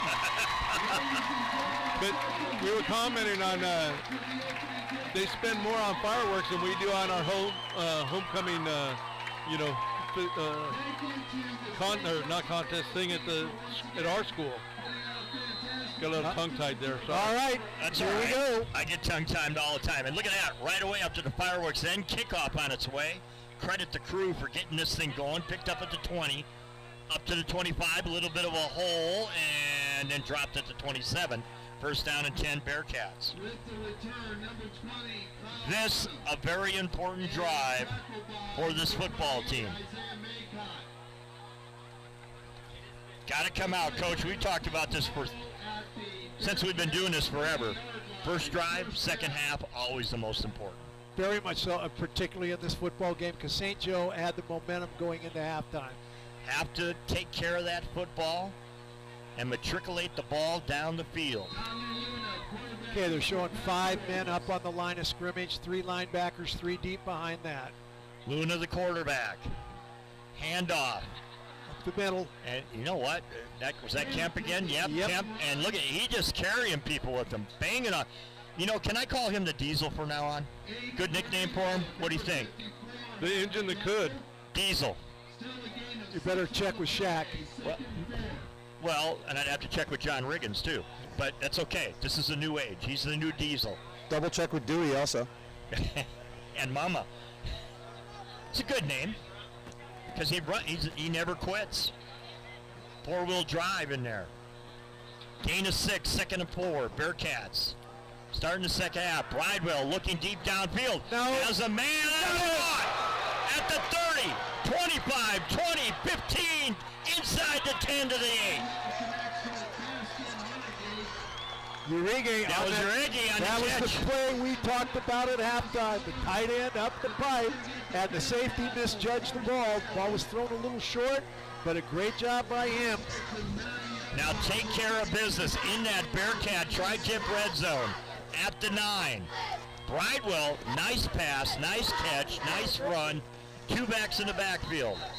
And we got movement. flags everywhere. This is probably going to go against the Bearcats, and it is. Bridewell went underneath center, and it looked like one of the linemen popped up and moved.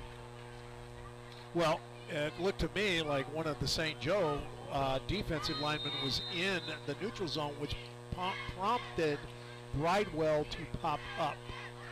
So Okay. now first and goal from the 14-yard line. Don't want 3 here. You want 7. I formation. Bridewell in at quarterback. Him and Luna have been rotating throughout this football game. First drive, second half. Kemp trying to get around the corner, puts his shoulder down, and there's bodies everywhere over there. He got inside the 10, and I'll wait till they clear. 6. And he got to the 7.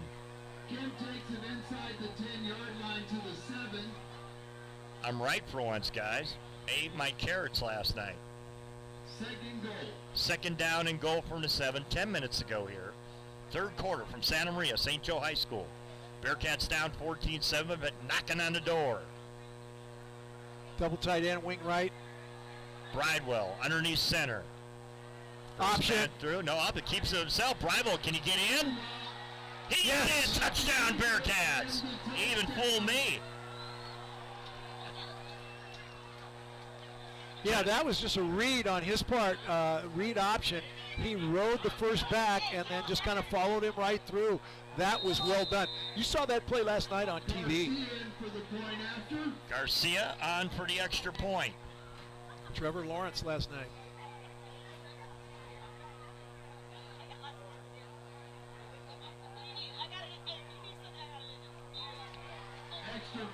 That looks really smooth. They've got a good snap, good hold. He gets that ball off high and gets it off quickly. So and it's 14-14. And you know what? And I wasn't not. It was, you know, the inability to get behind. We haven't shown that we could throw the ball downfield deep. And when we do it, the execution almost has to be perfect. But that was perfect execution. They slapped me right in the face for that one, and that was nice. Nice pass, nice catch, nice run after the catch, and it sets up the touchdown. And that's what they needed. That will help the running game now because you won't get DBs jamming up in there because they've got to respect play action.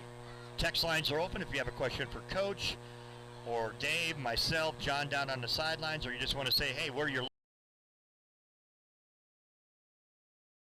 788-8114-805-788-8114. Coach, thanks for a couple weeks ago for using your number for the text line.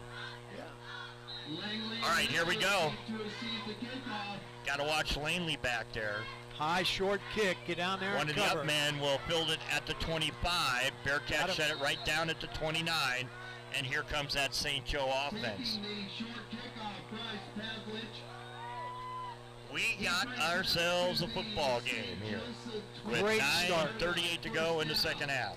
Okay, now let's see what adjustment that the Bearcats have made defensively to stop St. Joe from running that ball to the right side. They've been pulling the left guard, who is a giant, and having him lead around or kick out. Dual receivers, 2 to each sideline. Kuchia starting at quarterback. Kuchia back in at quarterback, sends a man in motion, Fly cross sweep. formation. He'll get the handoff. Cutting it back, and that was number 31, Oscar Golian, and He's number 27 for the Bearcats, Colton Sullivan, picking him up and body slamming. and there's a fumble on a play? What do I we think got? they're going to call that play dead, gentlemen, because as you saw, I'm sure you saw on camera, the running back was in the air about a good 4 feet. Yeah, he Picked was. up by everybody. John, good observation down there on the sidelines. Kuchia with a back to his right. That's a gain of 5. Second down and 5. 9 minutes ago, third quarter, we're all tied at 14. Fake the fly And sweep. I think Flag. somebody was moving on. Illegal Yeah. procedure. Gentlemen, update from a little further north, Pioneer Valley. Rio Grande leads 13-7, third quarter. Good one.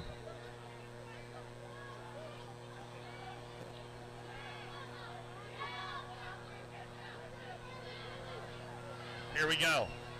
Pistol. Pistol formation. First time we've seen that tonight. And here they go again. They're in Chia. trips left with a tight end here, Jim.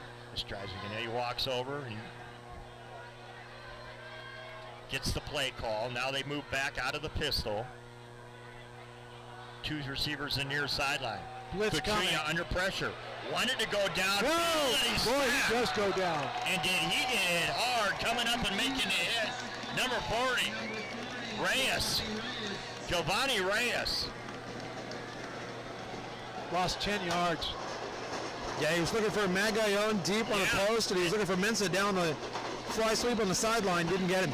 And John, they had the post on that if he would have been able to step up and throw. But guys, he got flushed left. Yep. So now you got to reset your feet unless you're Brett Favre and throw the ball.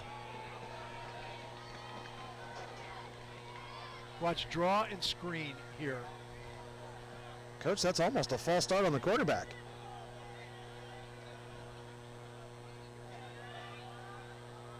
Waiting for the snap. He's into the ball You game. wanted the He's in screen. trouble. Now he's going to run, and he's going to be dropped at the 18-yard line. Yeah, Tim Albert, the defensive coordinator, calling it up right now. Nice adjustments, like Coach said, at the half. You going to make the adjustments, are the Bearcats? Looks like they did. This is how they came out and started the ball game, Coach, on defense. Is that 4 sacks now? Correct, 4 or 5? 1, 2, 3. I've got 4. Special units coming up. Nice punt. Fielded at midfield. The Not run backwards. to go and dropped at the 45.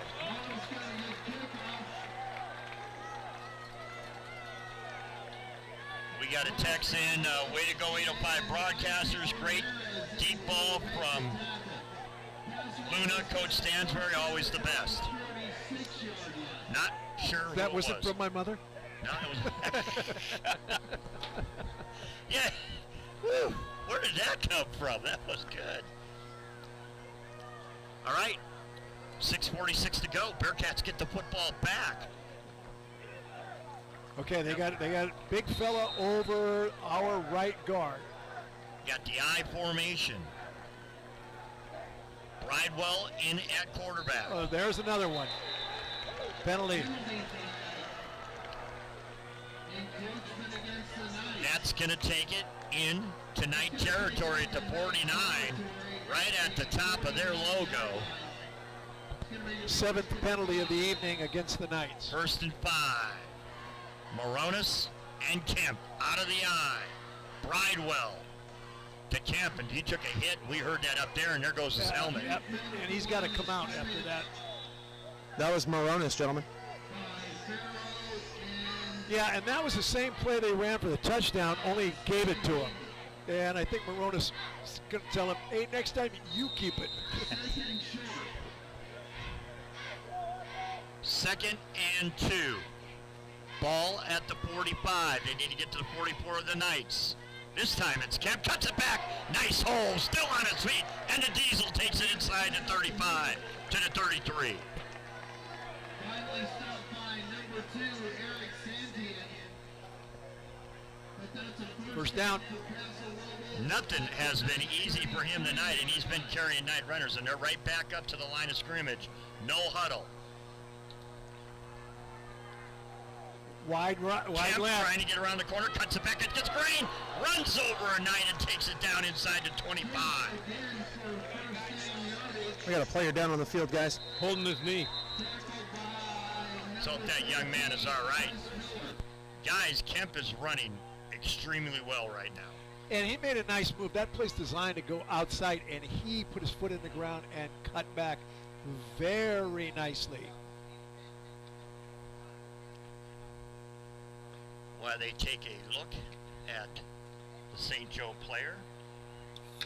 Safe, secure, and trusted. Count on Community West Bank to provide the financing, deposit services, convenient treasury management, and trusted advice you need. Community West Bank is your community bank and a proud Bearcat sports sponsor. Let's work together. They're located at 567 Spring Street. Be sure to stop by the Odyssey World Cafe for delicious items from their fresh casual kitchen. Are you a salad lover? Try grilled salmon salad or the curry chicken salad. Got a bigger appetite like John Doss? He'll go for the big ribeye. Check them out. They got it all. You'll love it at Odyssey World Cafe. 1214 Pine Street in beautiful downtown Paso Robles. Bearcat fans, Bearcats on the move right now. First down and 10 from their own 22. 5:58 to go in the third. They trailed 14-7 at the half. Came out, hit a big pass play, and then scored on the ground, and we're tied at 14. It's just power football. He's got the corner. There he goes, got the corner, and he's going to be dragged down in that Bearcat tri-tip red zone at the 12. Finally stopped by number 55, Gage Muscle. And this is what they want right here. Chew clock, get first downs, score. Get a touchdown. Moronis at fullback. 5:27 to go. Bridewell underneath center. Kemp again. Straight ahead. Bowls his way over a tackler down to the 5. Now they can get a first down at the 2, so this will be a 2nd and 3. And the corners are really taking a beating Oh, what's this spot? from Kemp. Yeah, they got it. They put it at the 6. That's what I thought. Their corners are tiny. We don't have heights and weights, but they're 150, 45-pound guys, and he's 220. Coach, don't go away from power football here, right? No. Continue to run down their throat. Yeah, they and they do blitzed. a nice job coming up and stopping it. To the 5. 3rd and goal, 5 yards to go. Bridewell runs over to Coach Carroll, gets the call and hustles back in. So you're going to have Moronis and Kemp in the backfield here when they break the huddle. Double tight end, flank, or wing right. High backs. Nope, offset backs. What do you see on defense, Coach? They're in their same defense. They're going to blitz. Here it is. Bridewell. To Right Kemp, by ball him. up the middle. Is he going to get in? Yes! Touchdown, Bearcats. Right the by the Diesel, blitz. Leo Kemp. On a flag. Got a flag down Late there. flag. Thank you, Dave. I think it was after the play. So, if it was after the play, as Dave said, then this touchdown should count. If it was a dead ball after the touchdown. Dead ball foul, I believe, Yeah. is going to go against Paso Robles. So the touchdown goes. Dave, I got one right once. That is going to be That's on the kickoff now. yeah, and that's not good. Not good. Jimmy, the jinx. It's 5 tonight. You've got right. It's 5. 5. Yeah, Garcia's in for the point after attempt. All right. The referee having a hard time getting the hanky back into his back pocket. 4:07 to go. Bearcats trying to extend the lead to 21-14. Down 14-7. They took a 7-0 lead. St. Joe went up 14-7. And now the Bearcats with possibly 14 unanswered points. We'll find out right now. Somebody High moved. snap. Somebody moved.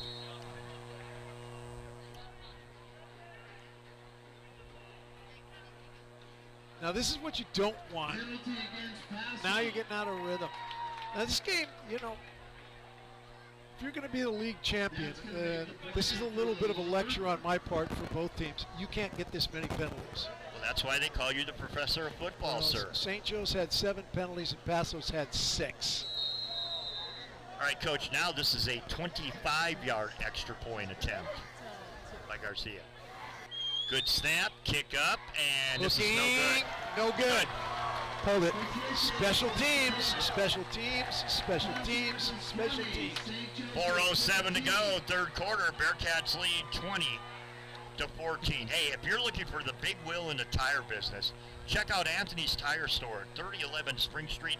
Since opening in 2007, Anthony Charnley has brought his years of experience in automotive businesses to Anthony's Tire, providing quality automotive work with top tire brands. Stop into Bright Yellow Building on Spring Street. Call 805-237-0377. And as Coach Bill Stansbury said, he called to get a quote today. Here's one for the record book. Savage Deli presents the Bearcat Club Sandwich. Loaded with black forest ham, turkey, bacon, avocado, Swiss cheese, homemade chipotle mayo, lettuce, tomato, onion, all on a sourdough bun for just $10.95. Score big. Get the Bearcat Club at Savage Deli, located at 20 to 50 Spring Street. And after all the food that we've had, we appreciate all these great sponsors with restaurants, but I am not hungry at all.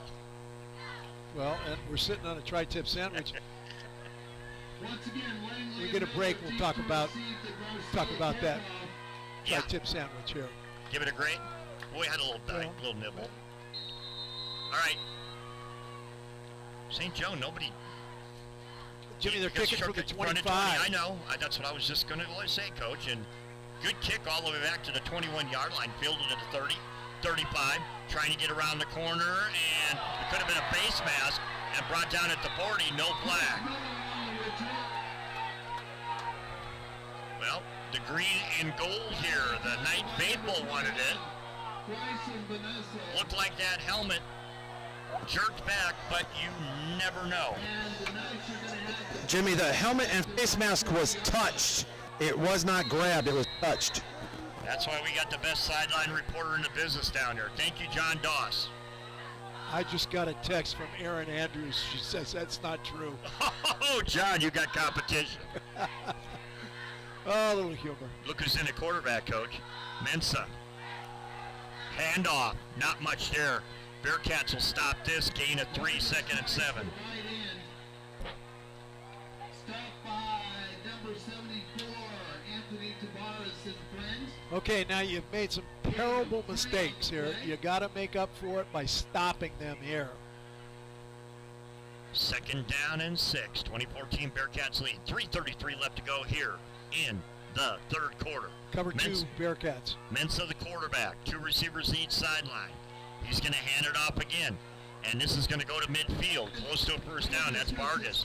He is going to be short by about a half a yard.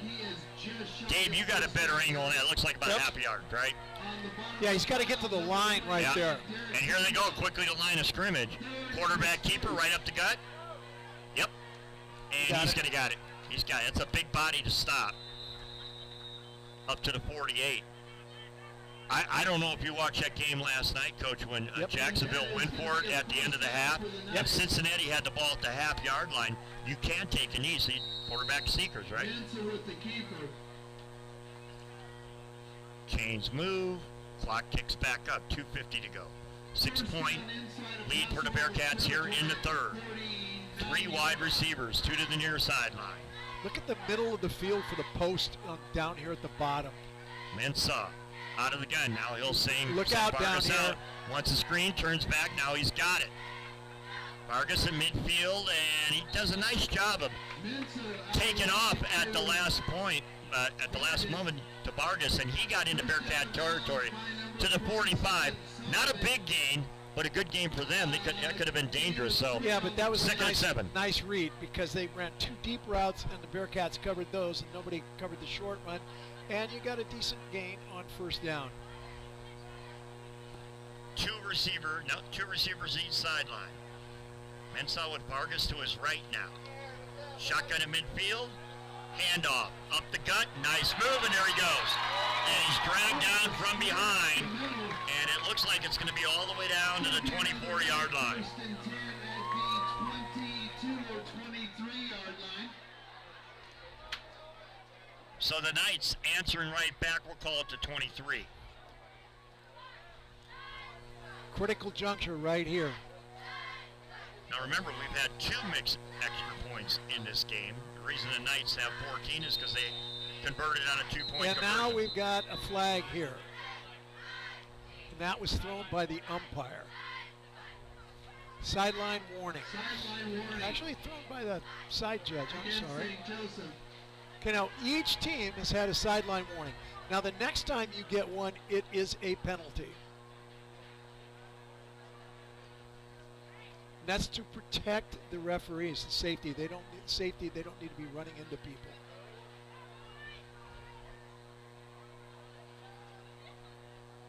And Mensah will throw the towel over to the sideline. Boy, he's a big kid, isn't he? Tall. Vargas to his right. 2 receivers far sideline. Is that right? Vargas cuts it back against the grain and got to the 20.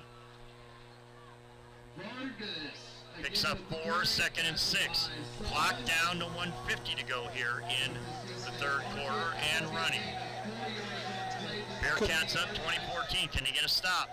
Tackled by Sullivan on that last play. 2 receivers to the far sideline. 1 to the near sideline. Tight end left. Bearcats showing blitz. Counter. Mensah's going to Quarterback. keep it, and the Bearcats are there to stop it. And the Bearcat crowd, by the way, a nice crowd has made its way up 101 in the southbound lane to attend this game tonight. And once again, thanks to everybody listening back home in Paso and across the nation on the VOP with the 805 broadcasters and the live stream. Watching as well. So a huge 3rd down and 6. They need to get down inside the red zone down to the 14-yard line for a first down. 3rd and 6. Watch that under screen out there to the right. Now they go Vargas quads that way. They're going goes to throw out. it to him. Mensah looking slant, Dropped dropped. it. Wide open. He was going to be short. Incomplete. They close this first down yardage. The Knights are going to have 4th down. And a decision to make. I think they're going to go for it here. Okay, what they did there was send the man in motion and had him just sit in the flat to draw attention. And then the middle receiver ran a hook, was open, and dropped it. Middle of the field here, they're looking maybe. Mensah, gun. Just trying to draw the Bearcats offside there. And he turns around, looks to the sideline, make sure he has the right call.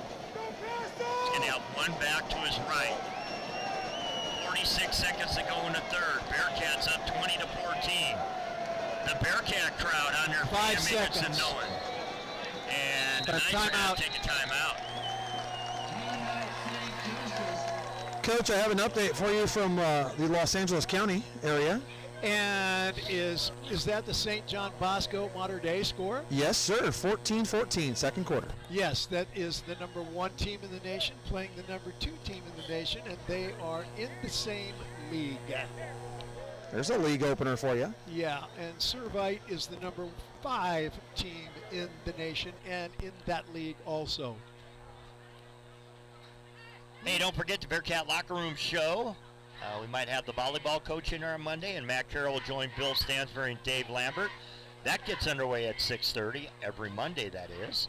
And volleyball on Tuesday. The girls will take on a very tough Arroyo Grande squad.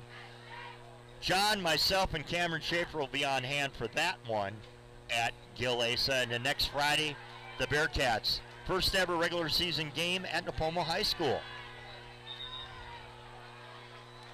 Okay, if there was ever a big play in a game or in a season, it is right here. So, Coach, where's Mensah looking here? Is he I going to think he look to the throws middle it. of the I field? think he throws it to the back. To the back? They're going to go. Well, now they shifted it. Here we go. Listen to that Bearcat crowd on the other side of the field. Play Back to action. pass, looking, throwing, middle of the field, caught, touchdown. Split the safeties, backside post.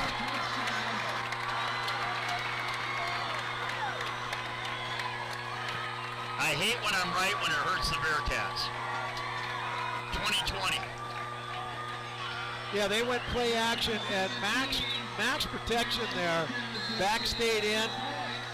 Okay, it's been an adventure for extra points tonight. We've had a doink and one wide. Snap down, kick up, good. 38.6 seconds to go. Third lead change of the game, 21-20 now. The Knights lead over the Bearcats, but far from over. I think this is the most points we've had scored in the third quarter since the Lompoc game.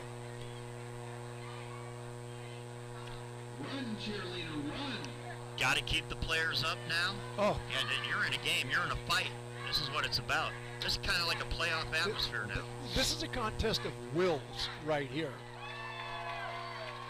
Now, Paso beat them up pretty good running the ball on their last offensive possession. They're going to have to do the same coming down the stretch here. All right, Jacob Trembez back in to kick it off. Trembez set to kick off, too deep to take it for the Bearcats. I'll have a regular and I'll use her. Line drive kick. And he does that so well. Down into that corner again, picked up to the 10, to the 15, and dropped at the 17.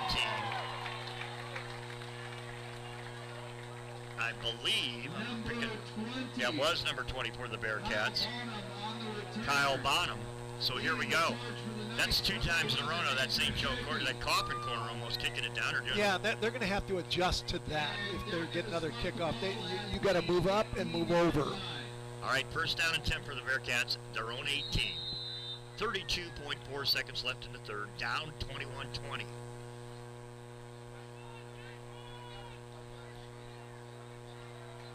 Bridewell will remain in at quarterback. First man through to Kemp. Looks like he lost his footing, but he dove forward, picked up 3, got to the 21. Second down, oh, he picked up 4, second and 6. I think the Bearcats will just be content to let this thing run out here and end the third quarter. And that will end our third quarter with the score from Santa Maria and St. Joe High School. The St. Joe Knights lead the Bearcats 21-20. Gives me an opportunity to thank all our sponsors, including the Lynx Golf Course and RV Resort, China Gourmet, T. Lacey, Idler's Home, Community West Bank, Odyssey World Cafe, Anthony's Tire, Savage Deli, Paso Robles Daily News, Jeffrey's Country Barbecue, Blake's True Value Hardware, Western Janitor Supply, Yabba Dabba Dogs, Nick's Barbershop and Hair Design, and Voice of Paso. John, you got any scoreboard updates down there for us?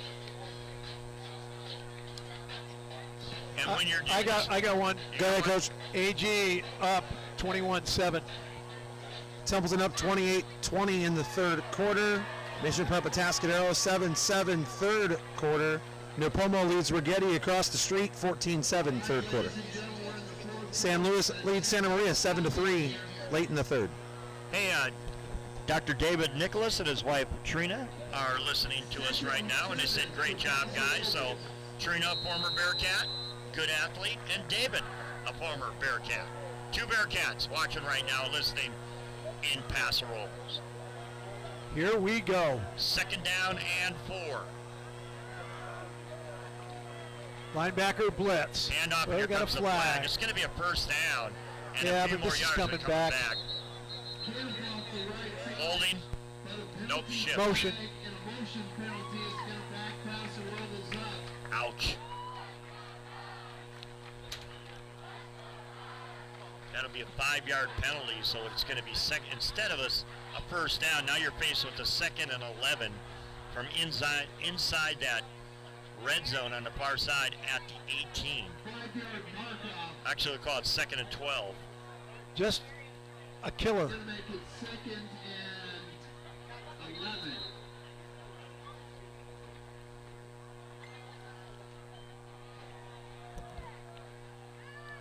Bearcats break the huddle.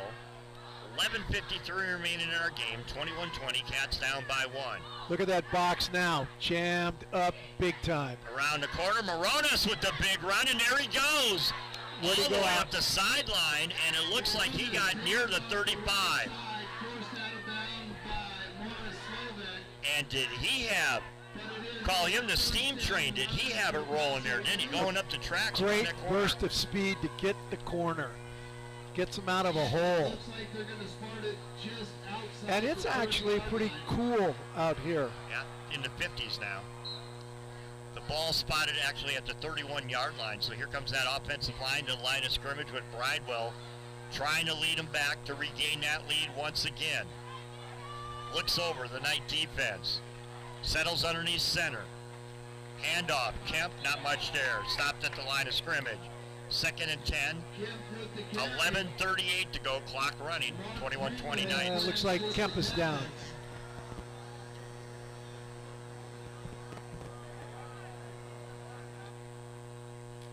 Hopefully just a cramp. He's up. Yeah. Well, it wasn't The Kemp. lineman. 51. Yep, Brian Ibarra popped right up. Hey, down there in the pit, people fall on you, step on you. Yeah, Coach, it was in the nether regions. Hey, wouldn't you guys agree this has been one heck of a football game, hasn't it? Yes, it has. Update from Atascadero, gentlemen. Mission Prep 21, Atascadero 7. Ouch. Update from Orange County, St. John Bosco 21, Mater Dei 21. There we go. Here we go. 2nd and 10. Handoff. Got hit from behind, Just off the right side. which pushed him up a couple extra yards. Farrell and friends. And this will set up a huge 3rd and 4. 3rd and 4.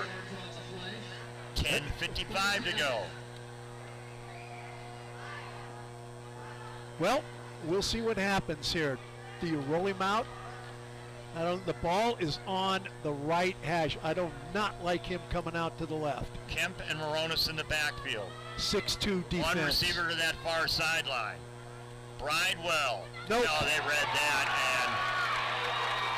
and Moronis is stuffed all the way back to the 30-yard line, 31-yard line. Yeah, number 1, Anthony Moreno coming up from the outside linebacker spot all over that. After the loss on the play, it's going to get Paso Robles 4th down at the 30-yard line. You know, you can say that play killed the drive, but the penalty Killed the drive. really killed the drive. And Paso is missing a man here. Colin Fossey keeps her seat. The Bridewell punt. All right, Bridewell What's that? at the 18. No. Massey back at the 40. The camera's just frozen up. Got to get I that got this out of it, and it won't even shut high off. booming spiral. Good punt. Posse's going to have to go back, and then it just hits a divot in that, or 29 should I say coconut shavings. But not a bad punt, Coach. Great All punt. the way back to the 30. And the Knights will take over. So with 9:39 to go, let's see if that Bearcat defense can step up one more time. Jim, if I can get my wedges to stop like that punt did when we're at the links playing golf, Dave and I are probably going to win that Yeah, one. Coach, we're in trouble. I got almost $700 up here, $695 if you have the winning ticket. Now, I think it's real important here Yeah, that man. they get them behind the sticks immediately. Is Kuchia back in at quarterback? No, Mensa looks like. What did you? No, No. Kuchia is. A little bit of a different formation. Nice cutting through that Bearcat defensive line, but then the Bearcats. The ball's out! Come on, it's in the Bearcats' hands. Urige! Argus that time tried to move too much, and Slicey was making nice cuts, but a huge turnover. Is that our first of the game? Turnover? Yes, it is. Remember, all turnovers are graciously accepted by the Bearcats. Yes. Raspberry, apple, or cherry. It doesn't matter. Or football. Yeah. Wow, great field position at the 9:39 with 9:29 to go. No hurry. No hurry. We have some yellow tickets and we have some green tickets tonight. Bearcats huddling up. Now they need a big play on first down. Bridewell underneath center. Two backs in the backfield. Big blitz. Kemp on the blitz. Able to pick up a couple, 2nd and 8.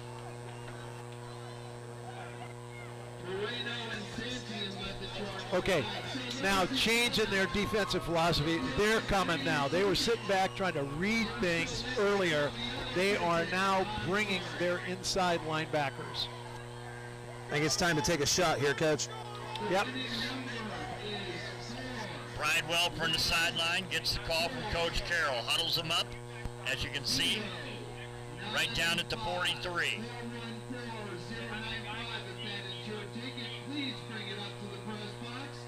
Here we go. To the far sideline, it's Raymond. Two backs in the backfield.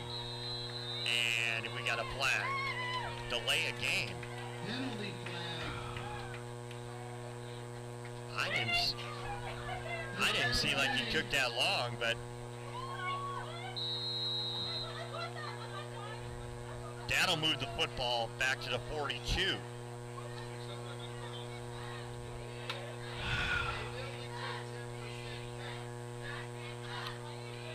Second down and 13. I formation. Right up the gut, not much there. To the 41, setting up a 3rd and 11, and definitely this is going to be 2-down territory with 8:23 to go, down by a point. Yeah, they're double tight end, and they're just matching them up with 8 in the box now. 3rd and 12. And their DBs are little people. You could get a bigger guy matched up on one of their... Maybe the tight end Olsen. Yep. Raymond comes to the near sideline. Timeout. Now there's another flag. What do we got going on here?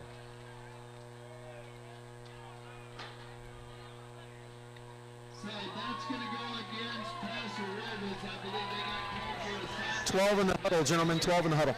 Yep. Ouch.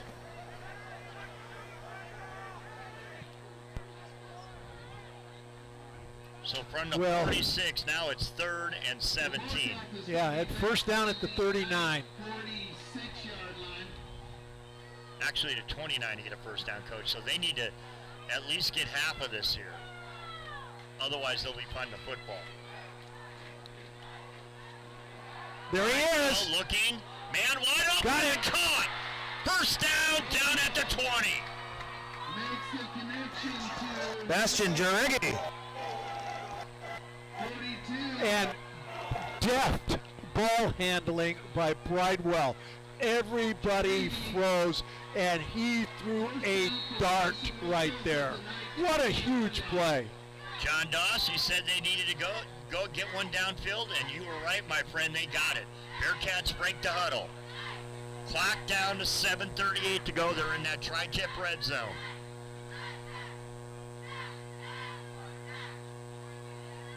Not much there, down to the 19. That was Moronis. As we got tri-tip smoke starting to bellow over the top of us now, and it looks like a fog. Almost Somebody coming. down. Moronis is down, gentlemen. Looks like he never really got his feet going down there, John, and he fell head first into the turf.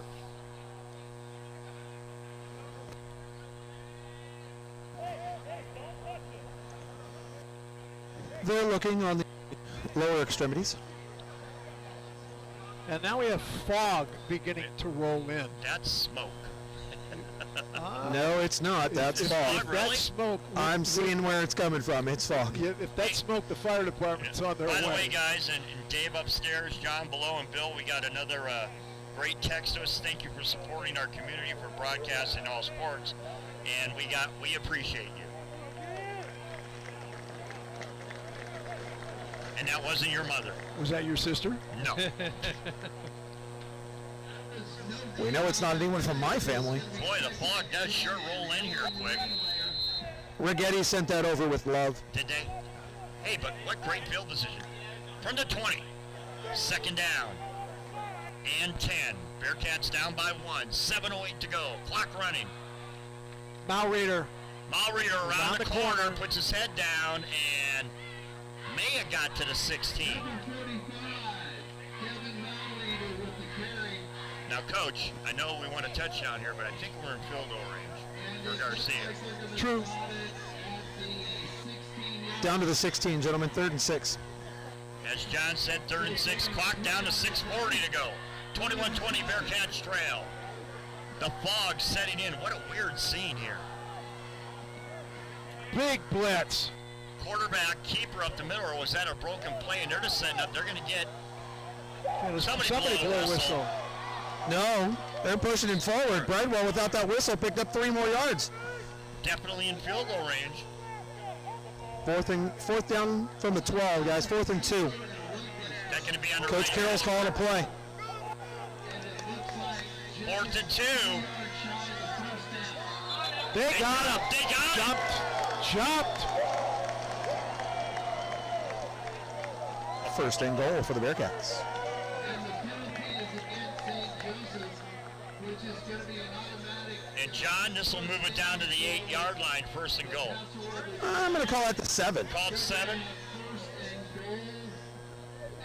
And now that clock should start. Shades There it of is, the down to Bears, 6 minutes. the Bears-Eagles playoff game 20 years ago when the fog rolled in. Bridewell, underneath center. Bridewell, Keeps it keeper, himself. and that guy swallowed him. Yeah. Where is Bridewell? Whoa, whoa, there it is. They body slammed him afterwards. St. Joe crowd does not like that call. Can they see it over there? It's clear as day over here. And that will be an automatic 1st down. And 1st and goal again. Half the distance of the goal line, which should take it to the 4. Should take it to the 3.5, Jimmy. Thank you, John. And, all right, set the table. 5:47 to go in the game. Bearcats down 21-20. 3.5-yard line. 1st down and goal to goal. Moronis and Kemp in the backfield. It's the Diesel. Nope. They go to Moronis. Nice. He's breaking a touchdown. How in the heck did he slither through those 2 defenders? 2nd man through. Going for 2, gentlemen. Going for 2. 26-21. 5:34 left on that clock. We got to convert here and then leave it up to the defense. Did they send a kicker out? Oh, no. Nope. Okay, now they move the ball to the hash mark, the right hash mark. I would think they're going to go for 2 here. They Yep, are. they are. Double slot. Shotgun. Motion. Kemp goes out. Bridewell keeps it. He got in. There we got a flag. Illegal shift. Oh, good Lord. Now, guys, do you roll the dice, go for 2 here, or get the extra point? No, you got to go for 2. Oh. Coach, I can't remember the last time we did a game, or Dave, or when we had, Arroyo Grande, maybe the fog rolled in. San Luis. Now are we Yeah. kicking it? Nope. Calling a play. And we're starting to have a little trouble seeing all the way across the field. I'll help out with that, sir. What's your view up top, Dave? Foggy. Same as yours. Here we go. Okay, Raymond Luna back in at quarterback. to the far sideline. Luna, misdirection of the way. Kemp has nowhere to go. They'll stop it. So, 2-point conversion fails. 26-21, Bearcats lead. Jim, that was actually a Malreader on the handoff. Thank you. I got one right. Well, I'm going to be honest. I did not expect this coming down here tonight. This strong and good of a football game. And boy, I was wrong. First to admit. Bearcats, good effort both defensively and offensively. And now it comes down to that D. And credit Tim Alvord one more time. They got to stop him one more time here, Coach. Yeah. If you can't hear us, send us a text. I just got one that somebody can't hear us. We want to see whether that's their problem or our problem. Coach, you want to take the kickoff? Here we go. St. Joe playing short for the kickoff. Guys, the 18-yard line. And it's kicked high and deep to the 15. It looks like Miller with the ball. Got a big hole. He's breaking up the middle. 40, 45, 50. And he's brought down at the 29. Gentlemen, we can be heard just fine. Yeah, Okay, and I thank check you. too. Special teams, special teams, special teams. Well, St. Joe right back in business. From the 29, touchdown saving tackle there. That young man did a great job of leading, getting the lane, seeing his blockers, and sealing the deal. Okay, Kuchia at quarterback. Kuchia. Try to get outside. Handoff.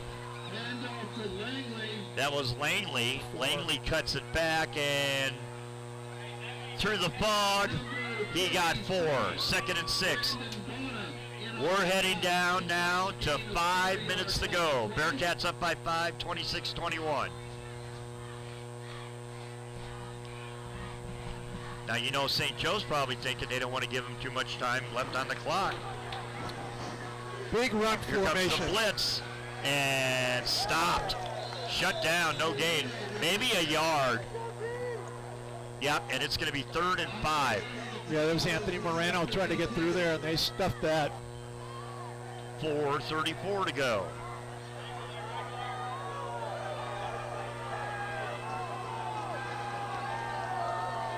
A little bit of confusion here for St. Joe. Kuchia getting back in now, getting his players set. Cuevas back And in they're the now tight getting end. back out, so here we go. Coach, 2 receivers. They got 1 slot They got formation. guys running in and out all over the place. 3 will go to the far sideline. Kuchia out of the pistol. Now what they usually do, 5 they'll stop and seconds, they'll break 4 out of the seconds, pistol, 2, back to the shotgun. 1. There's timeout. That was coming out of his pocket. That's their 2nd timeout. 4:01 to go. 26-21 Bearcats lead. It has been a wild one. And you know what? We've seen some big plays in this one down the field, the kickoff returns. But we've seen some horrible miscues with penalties and special teams too as well on both sides of the ball. Yeah, there's been 19 penalties in this game. Fog continues to roll in. Bearcats will head back out on the field for a defensive stand, trying to go to 3-2 on the year and 1-0 in league play. Here we go. All right. Play clock started. Mensa now in at quarterback. Okay, look for the deep ball. You got single coverage down Now, there at the bottom. yeah, and he hit the middle last time. Will he go to the middle again on this pass?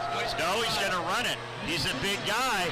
He's got room in front of him, and he got close to the first down.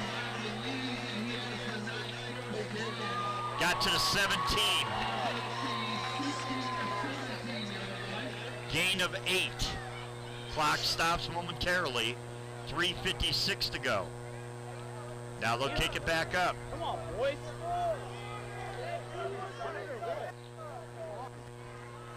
A lot of substitutions for St. Joe. In and out. Mensa will stay in the quarterback.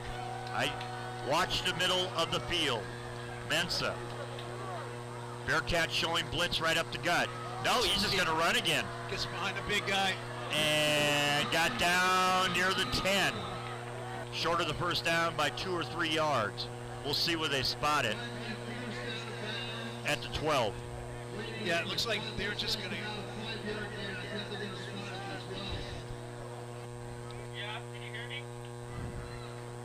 It looks like they're just going to have him follow their big guards And and run off tackle. clock stopped, 3:25 to go in the ball game as he went out of bounds. Knights trying to regain the lead. Mensah with the back to his right. Working out of the gun. 5 seconds. Better hurry up here. Got the Just snap, got it on and same he's going to play. run it. And he got down to the first down. I think he got it down to the 7. He is short, gentlemen. Short, thank you, John. I can't pick up that goal. Short by a yard, so it'll be 3rd and 1. That clock now will wind down to 3 minutes to go in our football game. Yeah, and Timeout. he's going to keep the ball. Timeout pass. Same play, Coach. He's not going to do anything other than that. Right, and what I'm looking at is Fierro is in the game at running back, and he has never carried the ball. So the quarterback is going to either run it or throw it. It's not going to be handed off to anybody else.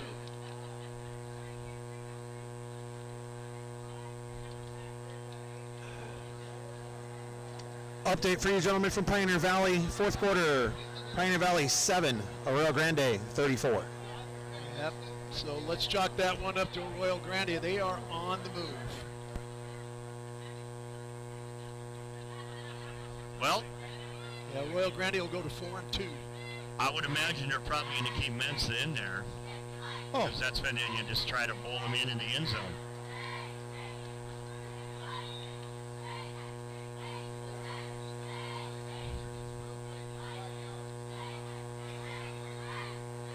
Ball at the 9. They need to get to the 8. 3rd down and 1. Mensah. okay. Now Up they. his offensive line. Okay, now watch. They've got 59 There in they a are. Quick line fullback. of scrimmage. Quarterback keeper. He should have got the first down there, and he did. Got down to the 5, and it's going to be 1st and goal. And that's going to be good for our first down just outside the 5-yard line. First and goal for Coach, somebody sent in watching. They sent in this thing right now. Yeah. Remember the old movie, The Fog? Okay, quarterbacks can keep the ball, in my opinion. Right, They're either you going got to run counter right or they're going to run power left. Power left. No, trying to get around the corner, and a great hit down at the 2-yard line. I could not pick up who made that hit, but Timeout Paso. great touchdown saving tackle. I have them with Bearcats with 1 left.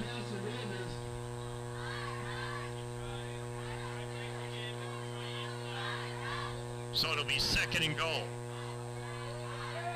No, I mean, do you just let them score and try to get the ball back and go up the field, or No. just leave it to your defense? No. You got 1 timeout left. So what you want to do here is stuff them. And you can take the timeout. Glad for everybody out there who's joined us here on the BOP Sports Network, Data 5 broadcasters. If you're listening, hello.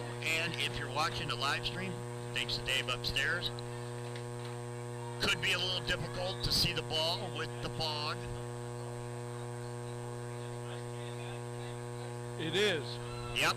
I had a gentleman that text in Dave, and I replied to him, it's just the fog. He was wondering, it's hard to see.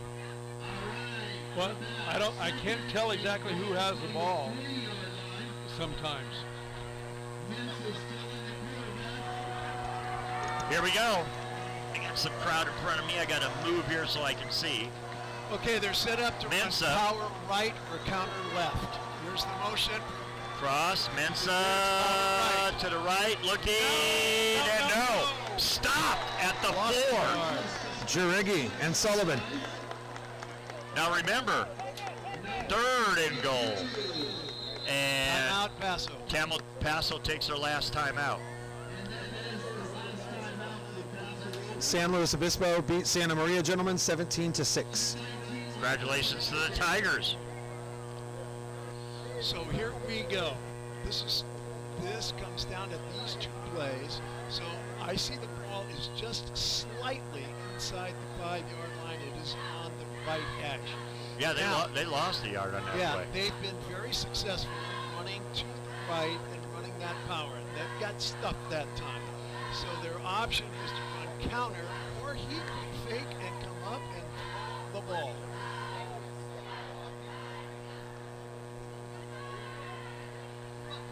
It has been a good one.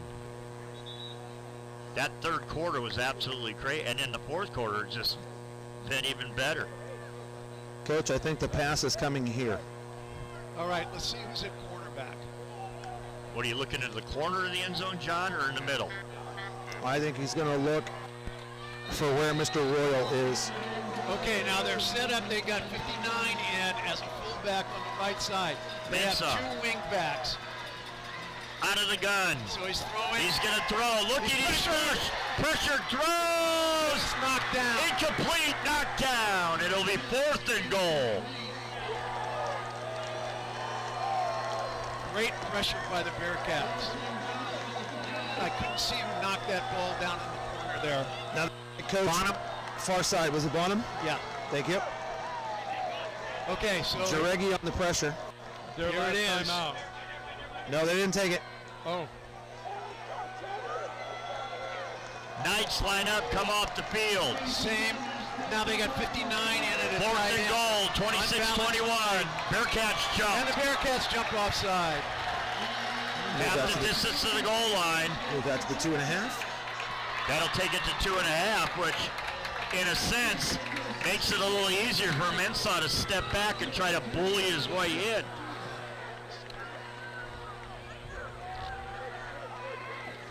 Knights huddle up on the sideline to get the play. Clock's running. From the 2.5-yard line. Incomplete pass, Coach. Incomplete pass. Yeah, but the play clock to Play clock, thank run you. the play is running right Gotcha. now. Here come the Knights. 2:12 to go. Buckle up, make some noise in Paso.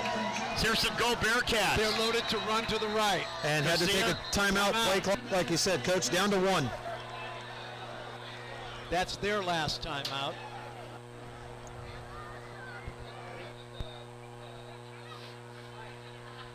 Boy, cat and mouse the last 5 minutes here.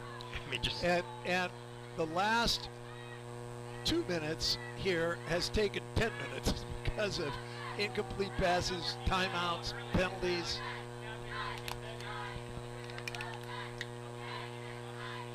.212 to go. 26-21 Bearcats. 4th and goal for the Knights at the 2.5-yard line.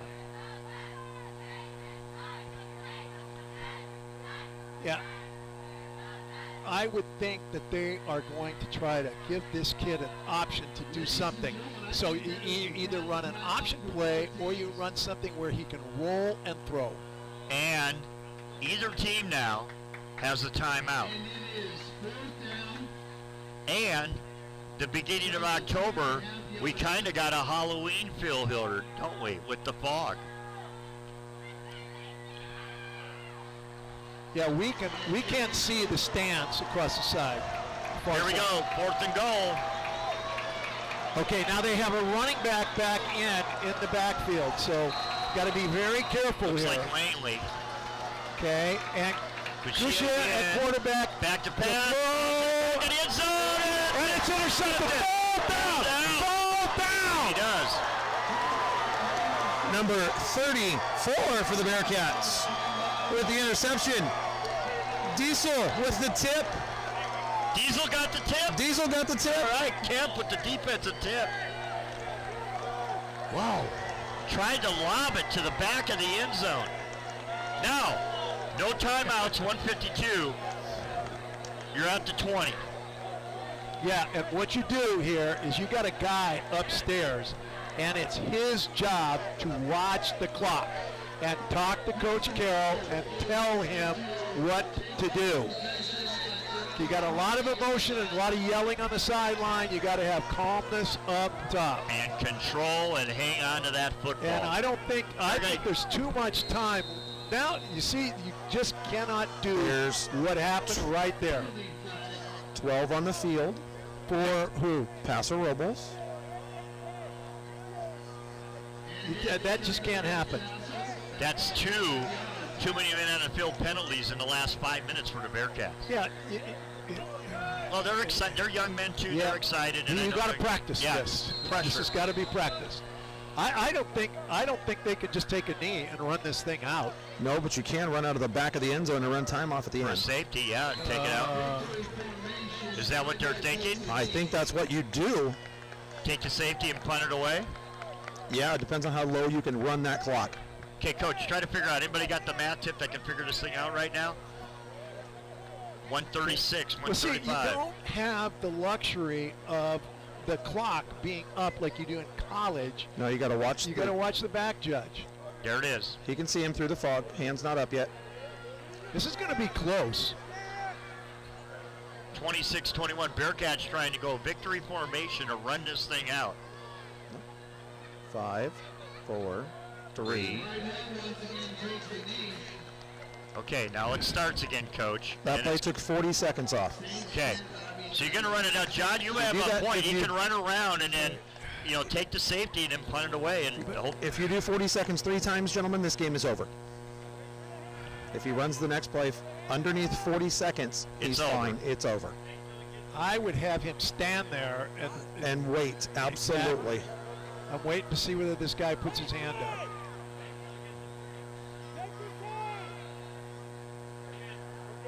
Okay, here we go. Takes the knee. 36 seconds. That's going to be it. Will They're do gonna it. win it. Well, able to milk that clock with victory formation. You don't see that Wow. very often. Hold them on What a win. interception and a tip. What And the clock a is going to win. run down, and the Bearcats are going to take a 26-21 victory. Credit the offense. They came up with the big plays and the points, but you know what? Also credit that defense. What a That was performance. beautiful. Yeah, and what improvement. That is one of the more exciting games that we've seen in a long, long time. Well, I was saying it was going to be a coin toss. I knew it was going to be close, but I was hoping. Let's put it that way. Yeah, I don't think anybody expected this thing to be like this was tonight. And like a coin toss, but this was back and forth. St. Joe was improving. They beat some quality clubs. They lost to some big-time teams. But guys, go around the table. What a win for this Bearcat football program. And Matt Carroll, I'll start with you, John. Oh, this is a fantastic win. You came out with a great game plan. And the boys put in the work. Get the week off. I've always said having a bye between the end of the preseason and the beginning of league play is fantastic for these boys. Great win for the program. Dave, you want to add in on there real quick before you start having to do your thing? I knew it was going to be a close game, and I am so glad with the W. Coach? This is a signature win. I mean, let's go back to last season. What was the score? 44-0. And to come out and have this type of improvement, and this is a momentum win. Because who do we have next week? Napomo. Well, they're So tough. here They you got go. Yeah. So you get the two teams that now become the favorites to win the league with Royal Grandy in there too, facing each other next week. But you got momentum here, and that's great. To lose this game with all the energy you had to put in, it would have been very tough. And So guess what? I just got a text, and it said Diesel is legit. Great nickname. yeah. All right, Dave, that's the new nickname. We got him the Diesel. All right. All right. I'm in. All right. hey, Wow. Great job, John, on the sidelines. Dave, great job up top. Great broadcast. Good teamwork, everybody. Glad you joined us. Hey, Jimmy. Yeah. If you can stretch it for a couple minutes, I Yeah. think we can get Coach Carroll. Dave, that all right with you? I'm good. All right. And John, you've got one bar left, so you should have time on your pack. Awesome. Thanks. And, I got 3 bars on my pack. What a way, because, coming in, the way we got crushed by them in the spring, Oh, and to come here to their place, and we haven't won here in how long? It's been a while. oh yeah. Yeah, it has been a while. I would say 5-6 years maybe. Yeah. Yeah, because I remember going back to when the good Erickson was running here and we got beat. Remember they jumped out to the 20 every time we come here, we were disappointed. You can hear the Bearcats in the background. John's got his mic on. We'll have a post-game interview coming your way in just a moment. And we'll give out one of those player of the games. Dave, who do you think? Player of the game? Diesel? I haven't even thought about it. We'll talk about it announcing Monday. John, go ahead. Well, Coach Matt Carroll, how was it for that first signature victory for your program? I knew these guys could do it the whole time. I was talking to somebody the other day and saying they don't know how good they are yet. And I think they finally figured it out today that they shouldn't fear any team that's left on our schedule. They just have to come out and play 4 quarters. Did they play those 4 quarters? Never a doubt in your mind? Never a doubt in my mind, but I sometimes worry about young people and doubts in their mind, and I think they turned the corner this game. All right, player of the game for you in your mind, just watching those last 2.5 hours? Trayvon Bradwell stepped in for us big time, running the football. Bashing Iragi's another guy. Our offensive line, our defensive line. I mean, so many good things happening right now that I'm just real proud of that group. All right, Coach, you got a question for Matt? First of all, questions. He said congratulations, first of all. Congratulations. I mean, what a win. And your thought process then, I think the way you handled the clock down here, taking those timeouts was great. Now, on the sideline, were you guys talking right before the last play that they ran, watch play action pass? Were you talking about watching the play action pass on that 4th down play? Yeah, we did. Our guy, well, Coach Alvar. Coach Alvar got them ready for everything, and I'm just really proud of that defense making that stand at the end. Signature play of this year for us. All right, Coach. Enjoy the trip back. See you Monday. We'll see you Monday in the office. Thanks. Thank you, sir. Thank you. Go ahead, boys. You don't want to grab a player? You're good? I grabbed Diesel. He's right here. You want to grab him? Go ahead. Let's do one. Dave, that okay? One moment, and we'll please. get you out here. I know, Dave, we got to help Dave out. It's going to get cold out here. Going to get cold. It's cold. Okay, so first of all, we gave you a nickname. It's now Diesel, because it's the engine that never stops. That's you, Energizer Bunny. Talk about this. First win in a long time down here on this. Oh yeah, no, we came to win. We came to win, and that was our only option. We were coming on their turf on homecoming and senior night, and we were simply going to kick their ass. That simple. Well, I think that was succinct and to the point. Hey, is succinct to the point. You got that right. So enjoy. Thank you, sir. We appreciate you. I appreciate We'll see you next week. Yes, sir. All right, boys. I would be remiss if I didn't say one thing. From a broadcast standpoint, this is the best we've been treated at an away place in a long time. Yeah. With plenty of room up here. They gave us water. They gave us tri-tip sandwich. I talked to Coach Mott on the phone last Monday. Said, yeah, we got a spot for you. And I just want to say we appreciate the hospitality up here, because we've gone a lot of places in broadcast and not been treated this well. So, Gentlemen, thank you. Think I speak for the rest of us. Let's return the favor in Bearcatville. There you We'll go. see them next time. John, great job tonight. Coach, great job. Dave, thank you upstairs. Dave, you good? You got anything else you want to add before I let you go? I'm good. All right.